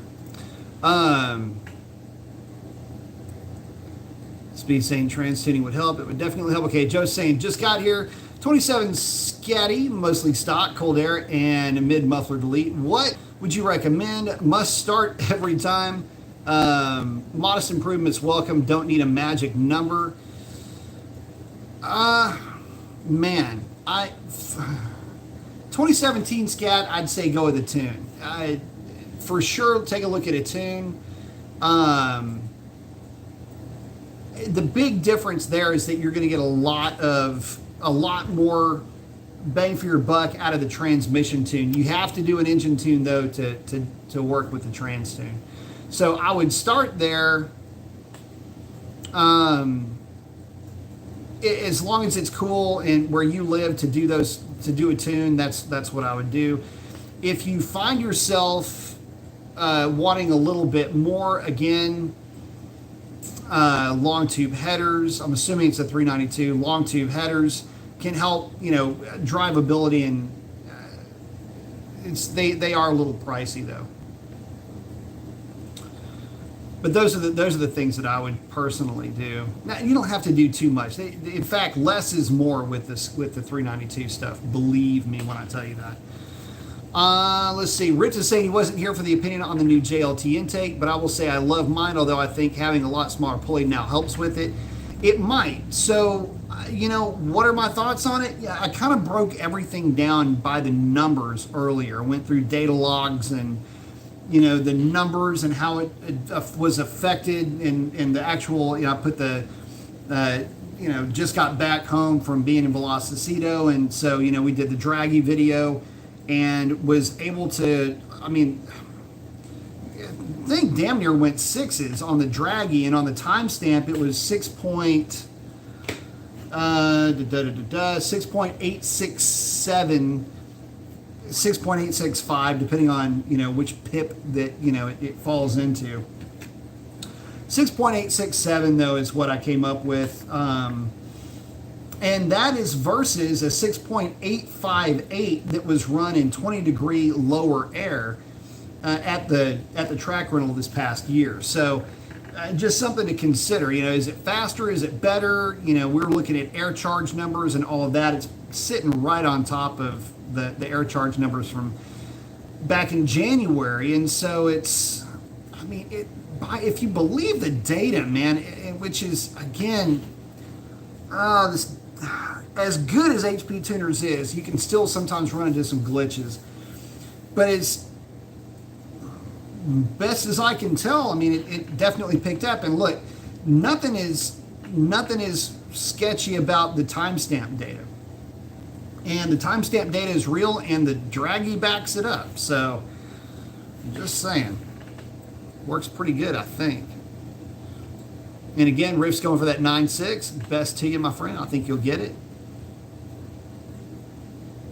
KZ1000 saying it's 2005 as a factory pellet commander, it's a support button. So what's funny is that ours do too. It's just that it's not, I don't know. I like the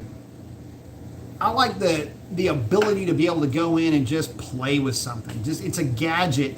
And the thing is, it's a gadget that really the car should kind of come with anyway. It's all there. You can play with it, right? So it's weird that you can't.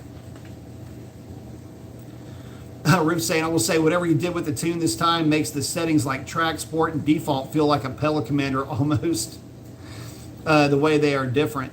So I can tell you the car that always, I really love the SRT with the different drive modes because they were all distinctly different. It was like you were driving a completely different car. So...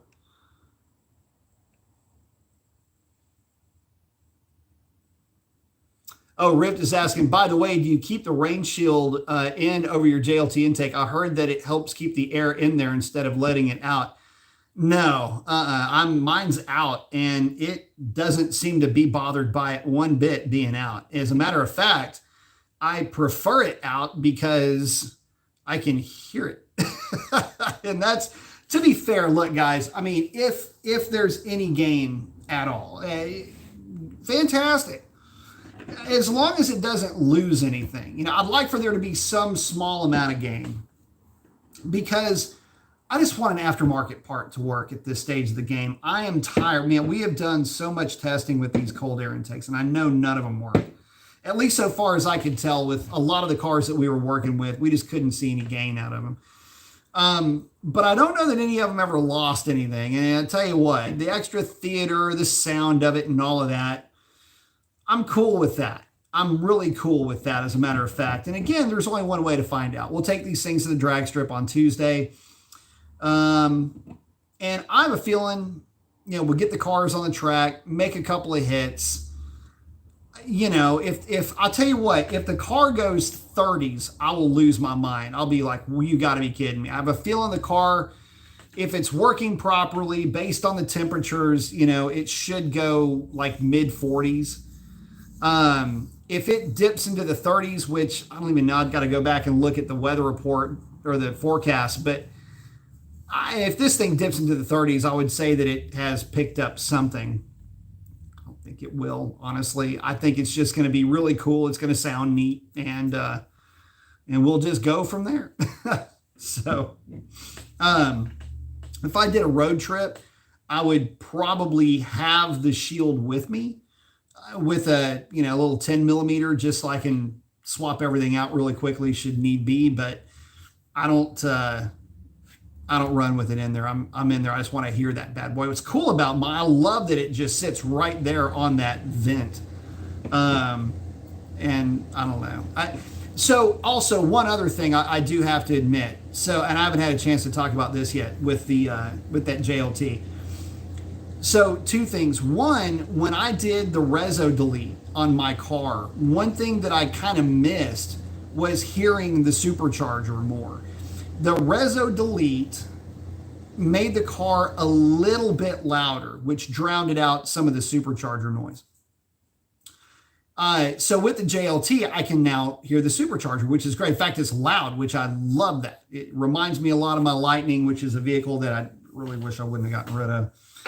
But that's awesome. And the other thing though, and this is kind of the funny part of it, I got so used to driving modified Hellcats at one point that I kind of took it for granted that not all of them were cat delete. All of them were cat delete, E85, stock airbox, or maybe some form of cold air. Could be a leg maker, could be any of them. It didn't matter which one it would be. But they were always really loud, like the exhaust was really loud. And so even then you didn't, I mean, you still heard the supercharger, but you heard everything. It was this really loud exhaust, really loud supercharger. It was just like this overwhelming sense of wah and you know, and that whole thing. But with mine, it's a little bit different because for me, I'm more about balance with this, and sound with the reso delete coupled with the louder supercharger, it kind of balances things out a little bit. And that's what makes it kind of cool for me. And, you know, I guess in my head, the numbers line up to where it makes sense to keep the thing on the car, even if it's not making any more power. I will say this though, you know, in going back through the data, and again, I can do this with you guys sitting here.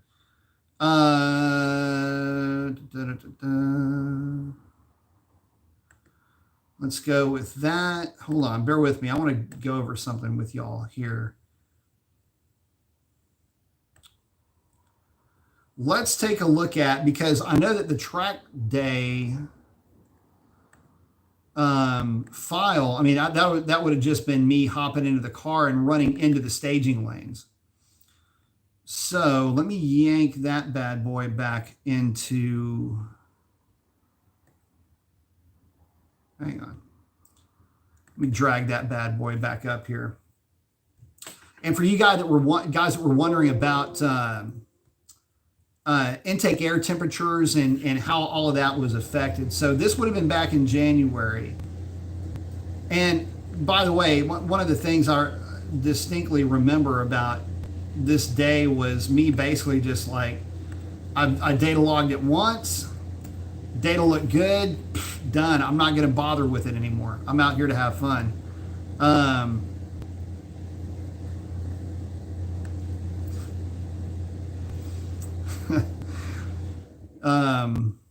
This is kind of a funny part of this though.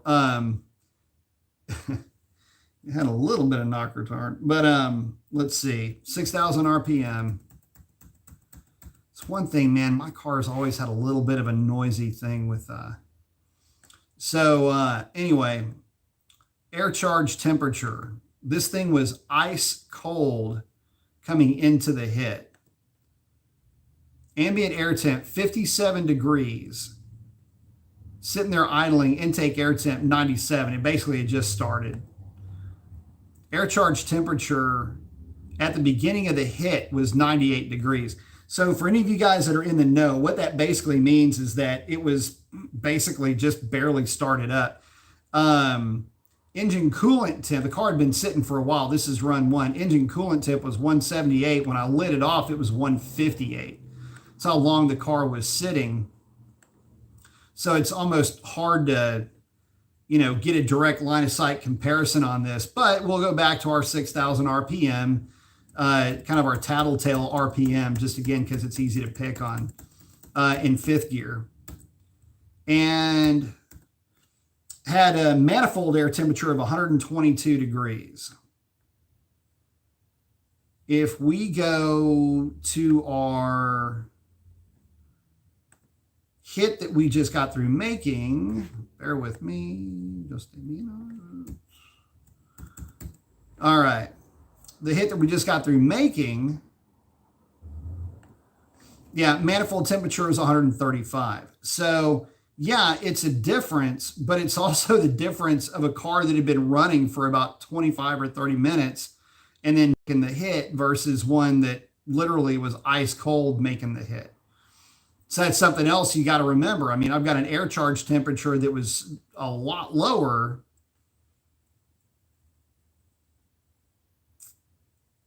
So that lot lower air charge temperature will have the net effect, in essence, of lowering PA also. So there's so many data sets you got to go through, and a lot of, you got to like envision what's going on with this. You have to know how these cars are working. Intake air temp at 124. Intake air temp of 106. So again, I mean, we're talking 20 degrees difference here in intake air temp. It's quite a bit, which makes sense because it was a 20-degree delta day to day. So anyway, sorry, got snuck into that. HB saying this guy's an encyclopedia when it comes to 392s. Thanks, Pete. Thank you, buddy. Hemi Head saying on his 18 Scat Pack, best mods were NT Tri 5R drag radials, big time. Hellcat airbox and tube for sure, along with the filter, which you have to get the filter to go along with it. The difference in flow is pretty significant. Billet True 85 millimeter throttle body, BMR lower control arms. That's basically my entire setup that I had on mine. In less than 700 foot DA, could run in the high 11s, no weight reduction, standard recipe stuff, and that's it. I mean, you stick to the recipe with your Scatty, and it will do that like clockwork. Like, you will get bored of running 11s with that car, and that's what they're really good at. And look, and I'll take that a step farther too. The newer operating system cars are really quick. The difference with how they have the cam set up and how they're advancing and retarding that cam, you won't see it. The weird thing is, I swear you won't see this on a dyno, but the cars do really well in terms of making power. So what I found is you'll see, like, we were running at Mopar, we were running 1150s with Scat Pack shaker, no seat, drag pack cars. That's pretty stout. And, you're looking at 1320s running 1140s. So you'll, just with some real minor stuff, and that's stock tune, by the way, just tires, a little bit of weight reduction, and some really good air.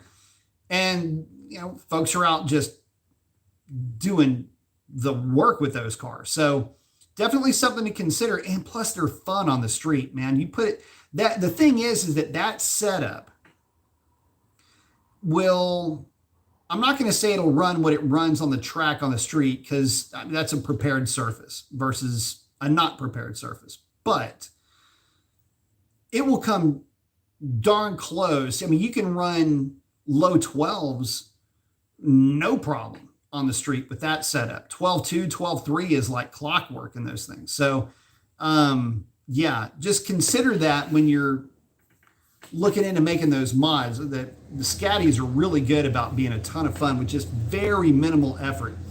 Don't go outside of that recipe. You'll hate yourself if you do. Hemi Head saying on a stock tune. That's exactly right. Riff saying he's going for 17s with a 315/50 Mickey Thompson ET Street R's as dailies, but I just need to find someone that can actually balance that kind of tire. I don't know, my places around here can definitely do it. Just make sure that the weights are on the outsides and not on the inside of that barrel. And you got to harp on them about that too. Geg saying, hey Mason, have you encountered any Teslas in Houston? Mainly a Plaid, since they're a hot car in the media right now. No, but I have seen one at the track and legit run 920s. Always be an internal combustion fan, but the tech geek in me is a fan of the e-cars. I love the e-car idea. The Tesla is very sleeper. It's a little trolly. I get all that. But I like what they're doing. And I like that they're not trying to be overly self-aware. I like that the cars are fast. I like that there is somebody pulling the strings in that company that wants to have performance as something that's in the forefront. Because listen, without that performance, I am not interested in EVs whatsoever. But with the performance, I'm very interested in them. And I get that they're super convenient. I mean, you just plug the thing in at your house, fill her up at the house. You don't have to worry about a lot of things. Breakage isn't something that concerns you with an electric vehicle. So there's that. But I think that the thing about the EV is that it is the new girl in school, right? Reasonably attractive, reasonably well put together, but they're new. You ever heard the term workplace hot? That's kind of what the EVs are right now. Like, normally you wouldn't be like fawning over this thing, but it's new and it's different and it looks a little bit different and it runs a little bit different. You just kind of, it intrigues you and you just can't take your mind off of it. That's what they are. They're the workplace hot chick that, you know, if you spend enough time around, you might fall in love with it. And I don't know, it might be your cup of tea. You might find out that you can't stand her, but it's kind of how the EV things are right now. I am not going to make any bones about it. I mean, I prefer the internal combustion stuff. There's just like a certain brain thing connection that I have with those things. But again, that's also what I'm the most familiar with, right? So there's that. But, you know, could I see myself fall in love with an EV? Yeah, if it's the right one. And the thing is, again, convenience, the charging, the everything that is involved with that car makes it pretty intriguing to have, but do you hang on to it? See, the downside to the EV, I mean, I'm going way off of the topic of the question, but the downside to the EV is that eventually it's just another used car. You know what I mean? It doesn't matter how fancy the thing is. It doesn't matter how fast it is. It doesn't. All of that doesn't really matter when the dash is creaking and the seats have tears in them, and you got, you know, macaroni and cheese on the floor in the back seat, and stains from sins months old and circulating in the car. At some point it's just another used car.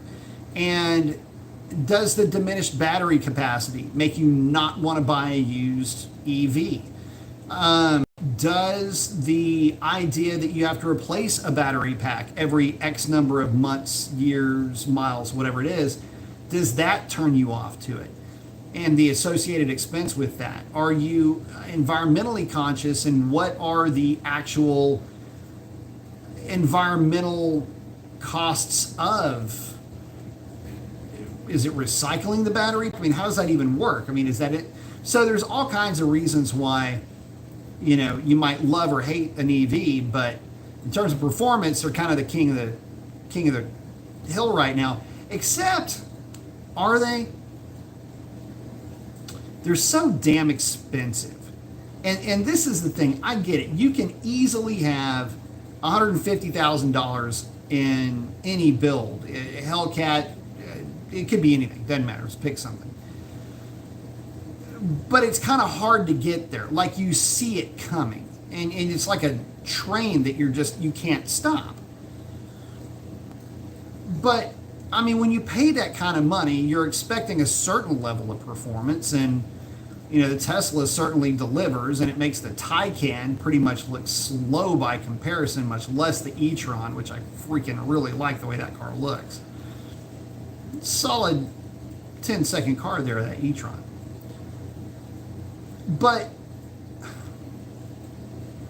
I've only seen one. And you'd think you'd see more. They're just not showing up to the drag strip. And I think the reason why they're not showing up to the drag strip is because they don't have to. That car will do what it does at the drag strip on the street.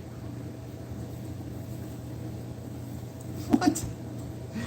And it'll do it on regular street tires. So you couple all of that together, and basically you probably won't see too many at the drag strip. They're all putting in work on the street with draggies. And rightfully so. I mean, you go out, you wee, and then you're done, and you do your 60 to 130 or your 0 to 100 or your quarter mile hits at 150, and then you just kind of shut it off, post up your draggy video, and away you go. Nothing to it. Didn't have to pay admission, didn't have to get any race gas, didn't have to worry about breaking anything. Probably didn't even spill your latte in the process of it. It's crazy. Rip is hanging out with Aaron. Geg's asking, hey, B-May, is there a reason why ZF hasn't done a 10-speed yet? I know there's a 9-speed, and there is. But it's pretty rare. I know I've heard you say that Ford Chevy will get the Mopars on the top end. They do, and it's the 5th gear. I don't know. It's the 5th gear hit that they have that the ZF transmissions just simply don't have. I can tell you though that in the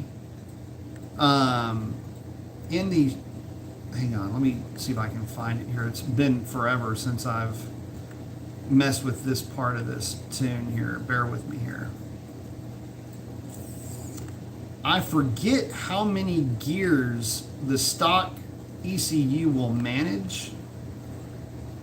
It's set up for 8, but I think it will actually, you could, if you had the transmission, and you could get the OS for that transmission added to the trans tune side. Now, in other words, added to the TCM. It's under torque management. Anyway, it's like, crap, I forget how many it is now. 12 gears or something like that. Let's see if I can find it. I think it's under shift mapping. Bear with me. It's in one of these patterns. Bear with me here. God, there's so many different shift patterns too. Like, what is all this shit? Anyway, it really only goes after a couple of them now.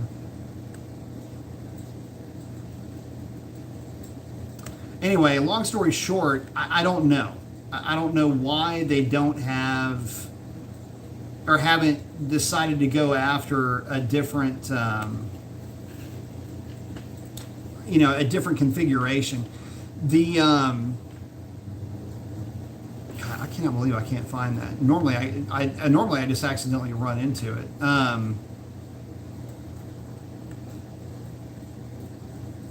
Anyway, there's not a really good reason that I can think of that they haven't moved to it, other than the fact that, that maybe they feel like they don't have to, or maybe they feel like it's more trouble than it's worth. But again, yeah, it's that 5th gear that's in that 10R that is basically what kind of makes the difference between winning and losing a roll race on the big end. That 5th gear being more aggressive than the 8-speed 5th gear is where the Mustang does all of its work. It could be that, like I say, they take a look at it, the gear spread, their ideas, if it did help, it'd be marginal at best. So,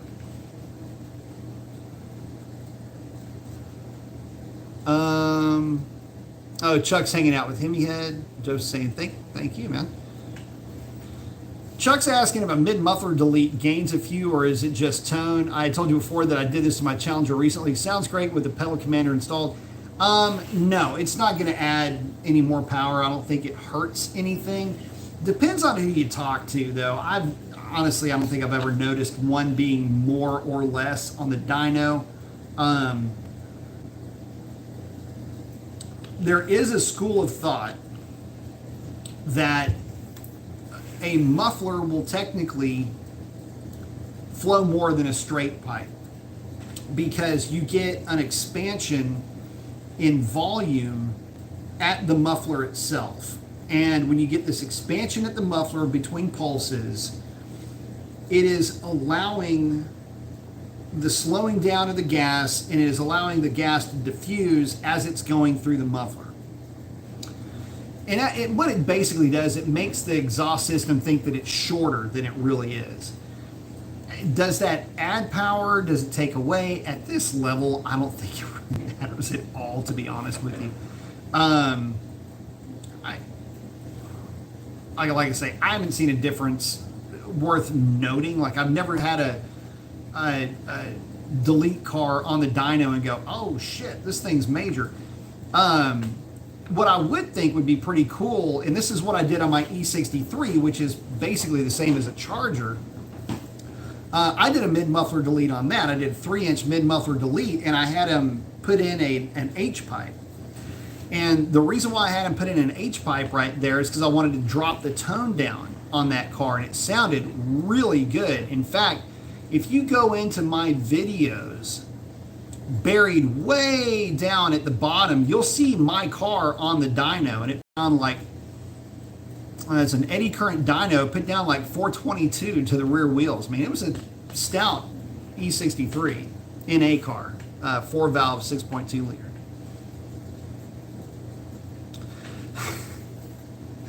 Rip is saying they still have not fixed the glitch in the 2015 Hellcat where the intercooler temp and the intake temp are switched on the middle screen. No, they have not. Basically, one is the same, or one is the other, so they're backwards. That is 100% correct. A lot of guys were waiting on a fix for that never came, ever. So there have been like two updates to the Uconnect. Mine's only received one, and it was the initial one for the security, to where you can't just hack into the Uconnect. But during that, a lot of guys thought that they were going to fix the glitch. They didn't. Then they thought that they would fix the glitch with another update that was for the GPS or something like that. Anyway, they thought it might have come along with that. Still no love for getting that fixed in the Uconnect, man. I don't get why they don't fix that. You would think it'd be super easy, but I'm so used to just knowing the difference between the two that, you know, I don't understand why that hasn't been fixed.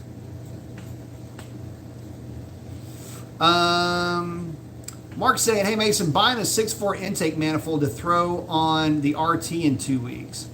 Cool. Just make sure that you have a window switch to where you can control the short runner actuator. We're saying, I would say just get a 6.1 manifold. The difference between the 5.7 and the 6.1 manifold is 0 in terms of performance. At that level, he'd be better off not getting any intake versus getting the 6.1. But you have to be able to work the short runner actuator to make the 6.4 manifold really worth your while. Rick's asking, what do you mean make sure the weights are on the outside and not on the inside? Do you mean the ones that hang on the outside? No. So what I mean by that is, if this is the barrel of your wheel,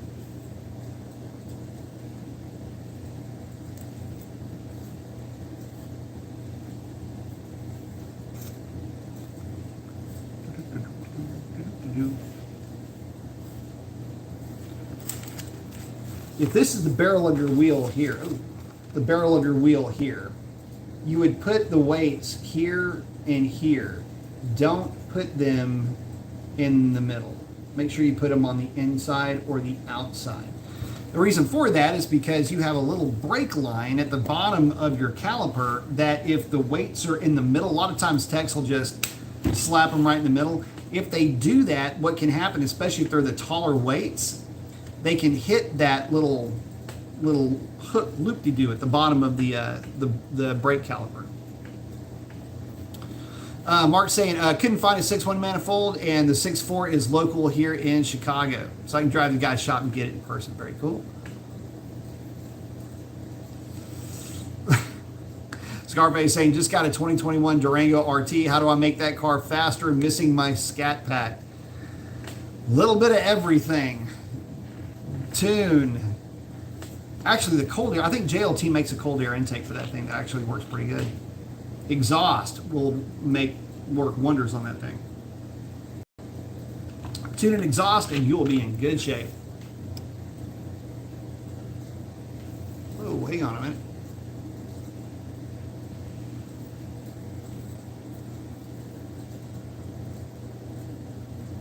Mark saying he couldn't imagine anybody dropping from a Scat to a heavier Durango and being happy that they're still nice cars. The thing is that the Durangos and the trucks and things like that, it's different when you don't have an expectation. It's kind of fun in a way when they surprise you, as opposed to expecting a thing to run a certain way. But I never get tired of driving my work truck, and you know, it's definitely not as fast as the Hellcat. One thing I do love driving is Sierra. That thing's the slowest thing except for the Jeep in the field. I like driving the Jeep too.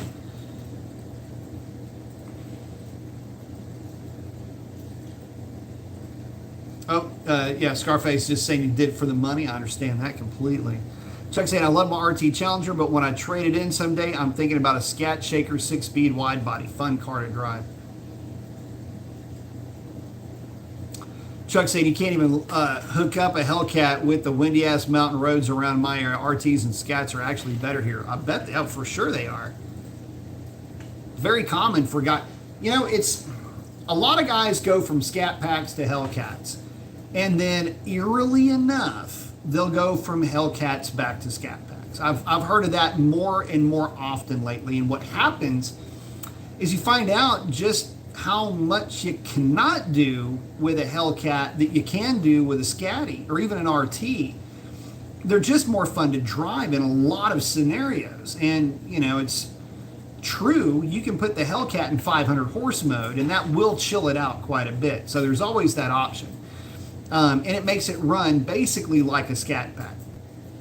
I do it a lot with my car and I really like it. You know, if I'm kind of in a chill kind of mood, I'll just put it in 500 horse mode and lay back. The funny thing about the Hellcat in 500 horse mode, you'd be shocked as to, how do I explain this? You'd be surprised as to how much you don't really notice the difference unless you are really showering down on it, and that's deeper into the gears. If you're not doing that, the car's still torquey. It's real peppy, and I mean, I did do a draggy video with one, and it's not necessarily slow. So, but yeah, I have seen and heard of guys going backwards. One, to pick up some cash on the way down, and two, they just prefer that real snappy throttle response of the NA cars. Scarface is saying JLT can't send out to California. That sucks. Chuck saying Scarface, oh, it depends on your application. Chuck saying that one. Cool, yeah. Hellcats are sweet, but street is not a prepared track, and that is a big difference.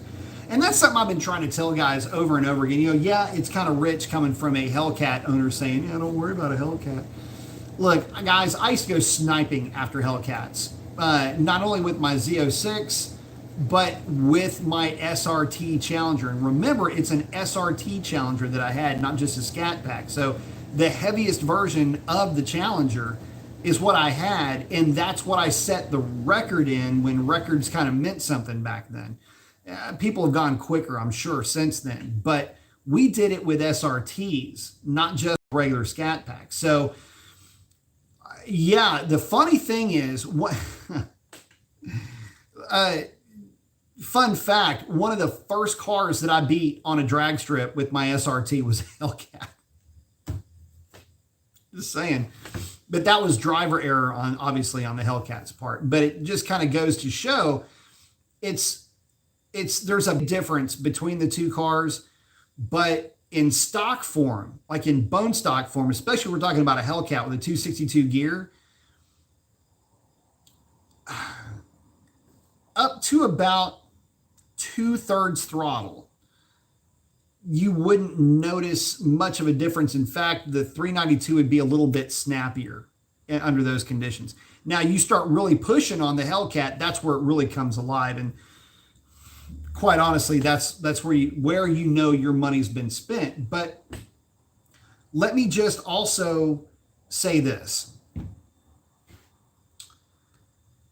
With it having a 262 gear, yes, it is faster, but it doesn't, in a certain way, feel faster.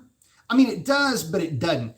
Think of it like this. If you hit the throttle in a Scat Pack and you get that hit of G-force that pushes you into the chair, you can almost think of it like this. It's not a direct line of sight answer to the question, but it's really close. It'll kind of get you at least in the ballpark. It'll be the same push in your chair. It just lasts longer. And so when the Scat Pack would shift, the Hellcat's not shifting yet. And so it just keeps pulling and pulling and pulling and pulling and pulling, and then it shifts. So it's the same amount of G-force. Scat Pack shifts, and every time it shifts, it just keeps falling further and further behind the Hellcat. That was my initial experience with Hellcats versus my Scat Pack. That's kind of the idea that I had with those cars. And then, you know, obviously you start messing with them and things get completely different at that point. But yeah, stock 262 car, they make great daily drivers. I'll say that. In fact, if my ultimate daily would be, if it was to be a car, would be a Charger with a 262 gear Hellcat, and then just put the thing in 500 horse mode and putt around in it. You know, get great. They get awesome fuel economy, like 26 miles per gallon, 27 on the freeway. So pretty good stuff.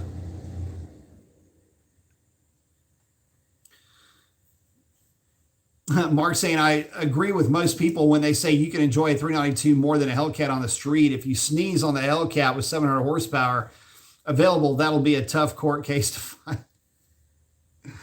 Yeah, you definitely need to pick and choose where you go playing around. That's no doubt. Hemi saying, adding front and rear tire braces to the Scat made it a bit more fun. You can notice the difference driving them. To drive on twisty roads, one of the mods I enjoy that can be enjoyed daily. Absolutely. Scarface got to hang loose. I like it. Chuck saying, streetable horsepower is just more fun to me. I couldn't even help the rear wheels, keep the rear wheels straight. In the Scat, I was flying around corners. NA is old school drag. You know, like I say, I have, and that's the last one. I got to get going here, guys. We're about 2 hours and 20 minutes in, but one of the things, you know, we're talking about, you know, minor mods and things like that, and mods that make sense. And what I may do next, you know, maybe for the next live, is just talk about what mods, kind of revisit some topics. And in this case, it'll be modifications. You know, what's the best bang for the buck? You know, what do you really get the most out of for your Scat Pack, your 5.7s and Hellcats? Just, you know, some of the more general things, some of the things that guys forget. But, you know, first on everybody's list, it's always tires. And I've done a ton of tire testing. But with that, guys, I got to wrap it up. It's getting late. So, you're going to send it, don't bend it, keep your shiny side up. Love each and every one of you guys. Could not, would not do this without you. And with that, that is a wrap. Ray, Missy, love you, brother. And we will catch y'all on the next one. Adios.